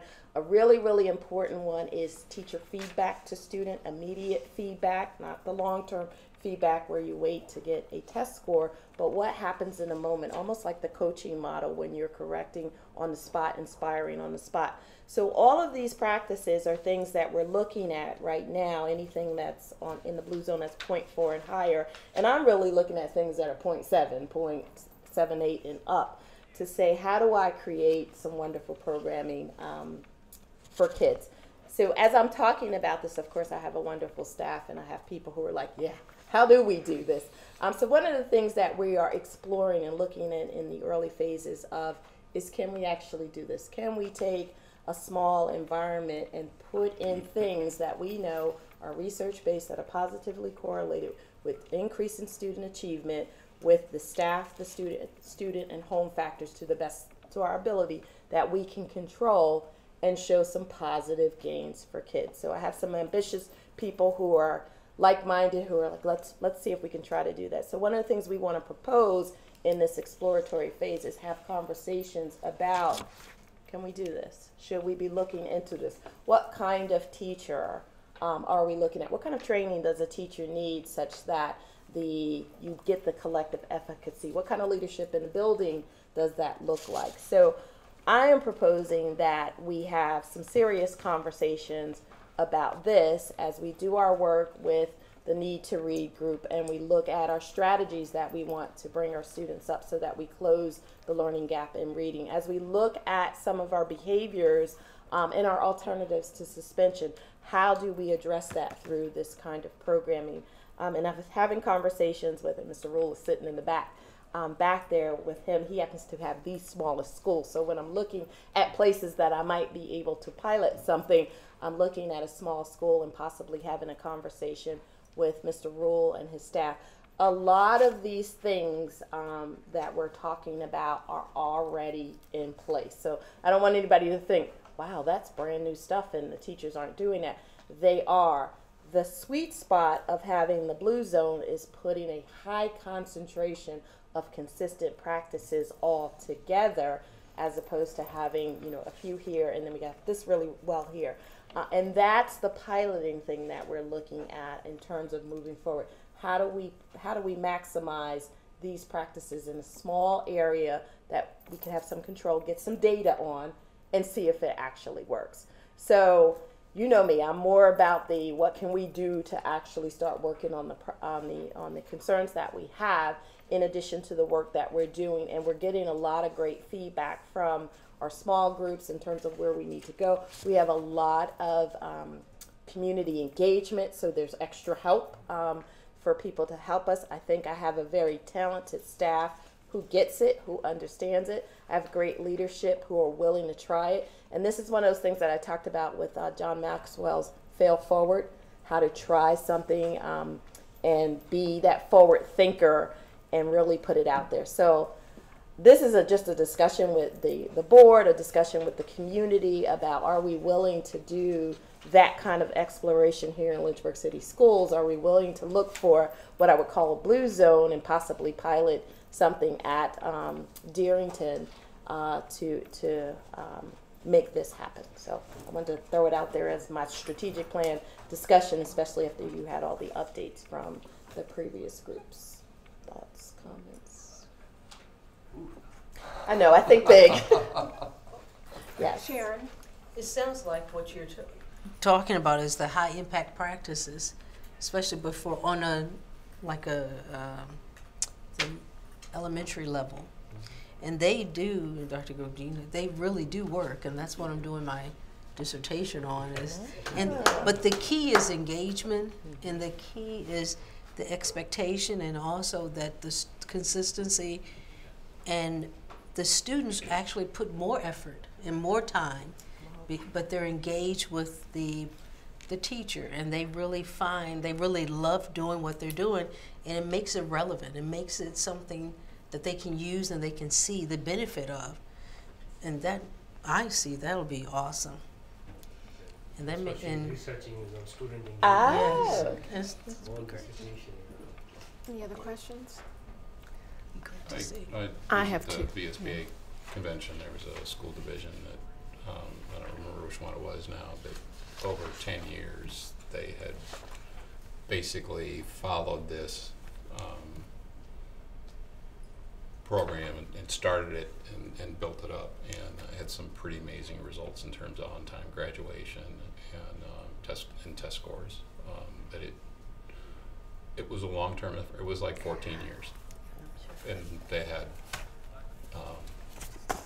the same superintendent for 14 years too, which helped. Well, I'd like to build on that too. That this sounds great, but I think we also have to be responsible for looking at cost in terms of not only buildings, long-term commitment, where as we're looking at implementing something new, are we looking at what's not working in other places and where we find the sources? We've committed ourselves this year to salaries for teachers, our employees. And so whenever something new comes to us, I think we need to keep in the back of our mind the cost and the benefit. Thank you for bringing up that it's 14. I mean, it's not a short-term thing. It's a long-term. Well, the other thing they made a point of was a lot of these are relationship building. And which costs nothing. Engagement, and you know, they started this, and this was during the recession, and so they had no money. And that was one of the big things. It really was a change in focus and focus on engagement and expectations to some degree, but it wasn't driven by funding. Well, we'll look forward to hearing more about it. So, and with that being said, if we're interested in exploring it and looking at Dearington, and knowing that actually Dearington's a school for innovation, so this would be a different type of innovation. So part of that would be looking at the selection process in terms of students that we would bring there. Would not affect the Dearington community. So let me say Dearington community would not affect the Dearington community as it is. You all know that that's a very very close-knit community in Dearington. It also doesn't affect the other schools for innovation, the Go Center, or anything like that. It really would be just a targeted focus on trying to maximize our limited budget resources. I don't anticipate needing too much in terms of new curriculum and programming, because a lot of it has to do with, as Mike said, the teacher, the school, the adult-student relationships. I'm also hopeful that we can get utilize some of our outside partnerships, and I know Ms. Reeves is back there, so I'm going to kind of pick her brain a little bit about how we can maximize those resources in the community to help us, and also any assistance that we can get from the city to help us with some of the things that some of our families may be going with, because it has to be a wraparound. If we're going to hit the sweet spot in the blue zone, we really have to try to do a wraparound service and help the families as well as the children. But it is a long process. I don't mind going slow and steady if the results for my kids are going to be powerful. So, but I wanted to start that conversation with the community, with the board, with somebody, so that we can take some steps to start moving forward and get what I would call our think tank going, because I have a lot of people who are way smarter than me in some of this, who are working with some of our young kids with some great ideas. So, But this would come back to the board. yes. Other questions or comments? This would come back to the board as what? They're looking at adding a program. Well, we're looking at modifying what we do, not necessarily. You're not going to be adding new teachers or new classrooms or new transportation. We might be modifying how we, where we move things like that, but we're not looking to Bump up staff, and if we'll do staffing the same way we've done staffing this year, with if we have to swap out things like that. So. But there will be much more. I think that I was talking more about discussion, so that we know where we're going with it. Okay. Any other comments? All right. Thank you, Dr. Edwards. We'll look forward to hearing more. New business. Looks like we've got some capital improvement items coming. It is that time of the year to get summer work lined up. So the first is a roof replacement project at Dearington Elementary. The bids are in the board book. Administration recommends Roofing Solutions as the contractor for that. If the board so pleases and doesn't have a lot of questions, if you would consider approving these tonight, that allows us to move forward, get the contracts in place so that really when school's out, they can turn over, because some of these roofs are a little complicated and you got 9 weeks to pretty much get it done, and it can be challenging. If it's okay with the board, I'd like to talk about the second one at the same time, because what you'll see is that the budgets, one of them came in under budget, the other one came in over budget. So between the money that was saved in the Dearington project and money that was saved this past summer in the Lincoln Middle School project, we can pay for the increased cost of the EC Glass project. So that we do not need any additional funding to get both of these projects moving.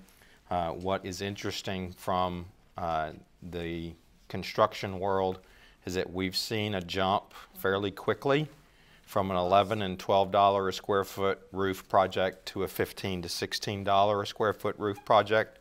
I think that is just the nature of the construction industry right now, and that there is more work out there than there is skilled labor. So the labor costs are where we think we are seeing the largest increases. From a roof perspective, the materials on the roof are closely tied to the oil and gas market. So we don't think that's where our price increases are coming from. We think it is the skilled labor to do these jobs. The time frames in which we ask them to be done are the sweet spot for everybody wanting to do roof work. It's the summer. And some of them can be a little bit more complicated than others. Gym roofs at EC Glass are a lot of high work, so it takes a lot of heavy equipment to get the material lifted up to those. So I know they're presented one at a time, but I want you to kind of have the whole picture about the funding so that we are adequately funded to get both of these done this summer. We don't need any additional money.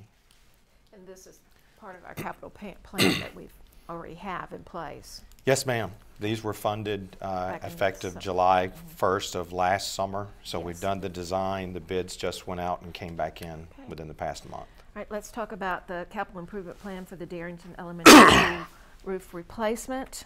I feel comfortable in making the motion for that. Is there a second? Second. Is there any discussion or question? I guess I just have a comment. You know, all of these go through the city procurement office, and there's multiple bids, and it's wide open. So yeah, I'm in favor of approving these tonight. So, yeah. All right, so we have a motion with a second to approve for tonight. All in favor? Aye.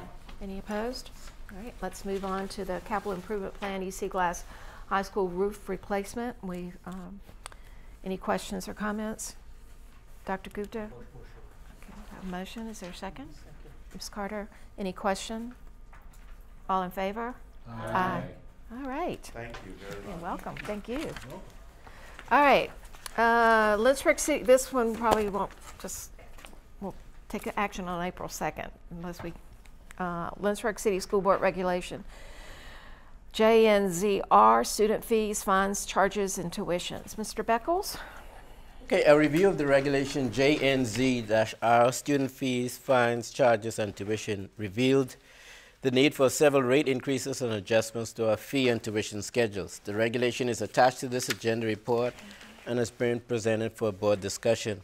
You will note that on page, the only changes that we've been making, or I should say additions, is on page 40. If you go down to, I guess, the middle of the page, the English language learners, you notice that the fee for level 1 and 2 was kind of inverted. So you see that that correction was made. And then under gifted, there's just 2 words added to level 1, center base, level 2, school base, and then we had missed out the governor's school tuition of $4,700. So what you see there, plus at the last section, you see the out of zone mileage. It increased from 0.545 to 0.58. They are the changes that and amendments. Suggested the figures on the That's last correct. page. Okay. Thank you. That mileage is an IRS Yes. change. We follow the IRS. That one's just a lot easier to follow. And there's a change on page 39 too for the cosmetology. Yes. 39.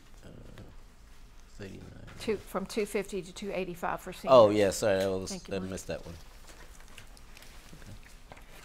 Any questions? Mr. Beckles, the English language learner, that was just a mistake? You were just correcting that? Is that what that was? Yes. Yeah. Their levels go the other way. Right. Okay.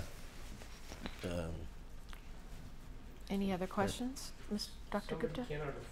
Do we have any program to just deny them, or they can still? No, there's another part of our policy. We always work with the applicant. They can't afford to work on an appropriate arrangement, let's put it that way. And these are for non-residents. Yes. And non-resident, children and non-resident employees. Okay. Any additional questions? Move to put this on the consent agenda for the next meeting.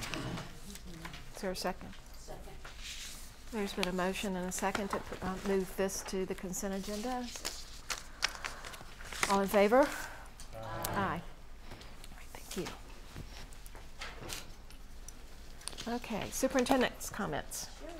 Both parent and personnel advisory committees met. We had a small parent advisory committee and a couple new parents on that. So although small but powerful in terms of just their support for our schools and as always helping us improve our customer service and communication with them. Some great suggestions that came out of that and some questions that I have since given back to the parents regarding some of the things that we do. Personnel advisory also met. Some of the things in terms of salary were discussed, as well as facilities, concerns that they have, and some issues with, some concerns with transportation and just trying to do multiple runs with the buses and things like that. So we are working to address many of their concerns. Some of them are just being in older buildings. It is what it is. But some things, again, I'm grateful to have that opportunity to meet with staff and work together to solve some of the things that they bring to us. The funniest part about that meeting is as we're sitting there, then they're like, let's talk about some good news. So then we decided that each meeting we would be a new think tank with the staff, the Personnel Advisory Committee, and talk about some of the wonderful things that are going on in Lynchburg City Schools. And they did start sharing that, because one of the things they said as members of various schools, they don't always know what's going on in other schools, and it's nice just to hear some of the wonderful things that were happening. So it ended on a very positive note, and I'm very pleased to work with my staff for that.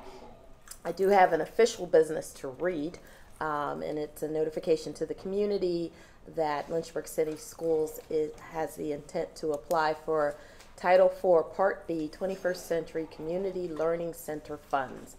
These are competitive grant funds designed to provide academic and enrichment programming outside of the regular school day. The grants also support family engagement and literacy programs with families of participating students. LCS will be submitting applications to continue for 21st century programming at Dunbar Middle School and Sandusky Middle School. Community members wishing to review and or comment on these grant proposals may contact Dr. April Bruce, Director of Curriculum Instruction, or Sarah Campbell, Coordinator of Extended Learning. So that was the official business. And just a couple things to say thank you to everybody who came out and read to my students throughout the division over Read Across America week or weeks. In some cases, the kids really enjoy having us out. So if you did get a chance to go out and just read to kids, and I know we were in the same building, it's a wonderful thing. It's a humbling experience, and if you can hold the attention of the little ones for 30 minutes, you're doing pretty good. Welcome to the life of a teacher, just a teeny bit of doing that. But the kids really do appreciate us coming out. Also, thank you to everyone for the wonderful, wonderful Black History Month programs and celebrations that we had throughout the division. I wasn't able to get to all of them, but certainly the ones that I went to and the ones that you all shared with me as you also went to them were wonderful. I did get to participate at Dunbar Middle School on the first panel, first female superintendent, first female mayor, and first female fire captain. So we met with all of the students as a part of a celebration there. So that was really wonderful to be a part of that. The kids told you a little bit about the Optimist Club meeting. Mr. Dellinger talked a little bit about that, so I won't go over that again. I did have the opportunity to visit the detention center for their spelling bee. And thank goodness I wasn't a participant in the spelling bee, because we must have gone through close to 100 words before they exhausted the words. What a phenomenal experience, and I was so happy to be there with the kids. And the cute part is they gave me a book that they made me pledge to either read to a student or give to a student. So I took the book, Make Something Beautiful, I believe is the title, and I read it to 2 kindergarten classes at Bedford Hills, who really loved the book. And then I sent the kids at least hey, I did it, here's a picture. We read the book, the kids enjoyed the book, but had a wonderful time with our students there. And it's just very humbling to see young people in a detention center with their lives ahead of them. And what can we do to still encourage and inspire them to be better, to do better, and to dream big. So kudos to Ms. Calloway for the work that she does there. A couple other things, attended the Mayor's Youth Council breakfast along with some of you. Another wonderful event, got to speak at Providence Transformation Church for their Black History celebration, and good to see some of my students' families, staff members there. So again, great. The Suzuki Festival at EC Glass, there was no room for me on the stage. It's a good problem to have where you just have so many children on the stage that I was like, we're going to need a bigger venue for this. Excellent, excellent, excellent when you can have kindergartners all the way up to high school students all playing together. That was tremendous to have that. So we are very, very fortunate to have that kind of program in our division. And a couple of things, did get to meet with Leland Melvin to talk a little bit about some of his STEM initiatives and how he could possibly partner with us. So trying to make that connection. Dr. Copeland and I did meet as we think through some of our, how do we get to the blue zone? So we're trying to get Leland over into the blue zone with us. And just for fun, I decided to run 2 half marathons in the last couple days. So trying to stay fit and healthy and be a role model for that. And I'm so glad that many of you are going to join me for the Mayor's Youth 5K walk or run on March 23rd. The kids are a great example of how we should live healthy lifestyles here in Lynchburg. So I think that's it for me. Thank you. Board comments? I just want to thank the second graders and Miss Marquez's class at Sheffield Elementary for allowing me to read a story to them. I really did enjoy that, and I look forward to any opportunity to do that again. They were great kids. They really were. Well, I have a, Dr. Coleman, go ahead. You should be last. Go ahead. I enjoyed going to Desi to see the Wiz for Black History Month. That was exceptional. And Madam Chair, I just wanted to put this out. During the March the 18th Southern Region Conference, there will be a need for a 3-member nominating committee that will be responsible for nominating the next chair and vice chair of the Southern Region. And I would like to appoint to that committee a member from this board. And so if you would be so kind to do that, if you could let the chair know, and then I'm going to add you to that committee of 3, just 1 from this board, and that will give good exposure. Thank you, Madam Chair. Can you run again? No. I just thought it'd make it easy. Well, I do have a comment I want to correct. Tonight's comment from one of our public speakers. I was not the meanest teacher. I set high expectations and structure. I was not the meanest. And I'm sure he would tell you that too. I also, yes. No, I don't interrupt it. I also had the opportunity to read at Sheffield and Bedford Hills Elementary School, and I also very much enjoyed it. And I read the book Double Trouble in Walla Walla, and that was a lot of fun. It was a tongue twister, and they caught me a couple times. But it was a lot of fun, and it's great, like Kim said, to get out into the classroom and have the little kids. I did have one student ask me how long I've been reading. I said, way longer than you think. Dr. Brennan. I just wanted to thank Mrs. Morrison and Dr. Edwards for allowing me to participate in a meeting that Dr. Copeland and Sergeant Fink had with a group of parents who are interested in school safety, which I thought was a great conversation, a great dialogue. They talked about the Be Smart program that they'd like to have publicized through the schools, and they're hopefully going to do a community program sometime in the spring, and they've invited LCS administration to attend one of their meetings in March. So I thought that was really helpful, and thank you very much for doing that. And I also had the opportunity to read at various schools, and I wanted to say that it does give me new respect for the teachers, although I have to say in response to public comments earlier today, I know that everyone on this board respects the teachers, and the comment that we don't appreciate them or don't understand what they do, you sit and read to second graders for about 30 minutes, we get a sense of what they're doing, but in the big picture, they do this every day. We can't thank them enough. And I know everyone on the board feels the same way, but in response to public comments, I want to make that clear. Dr. Gupta. No, I wanted to say in this we'll be discussing salaries going forward in the working session, and what I'd like to bring back again is that we should not lose that living wages focus we talked about before. Don't forget the drivers and who came and made presentations in front of us, who are working 2-3 jobs to support their families. So as we move forward with the salary discussion, I hope in the Finance Committee and the board working session that topic will come back.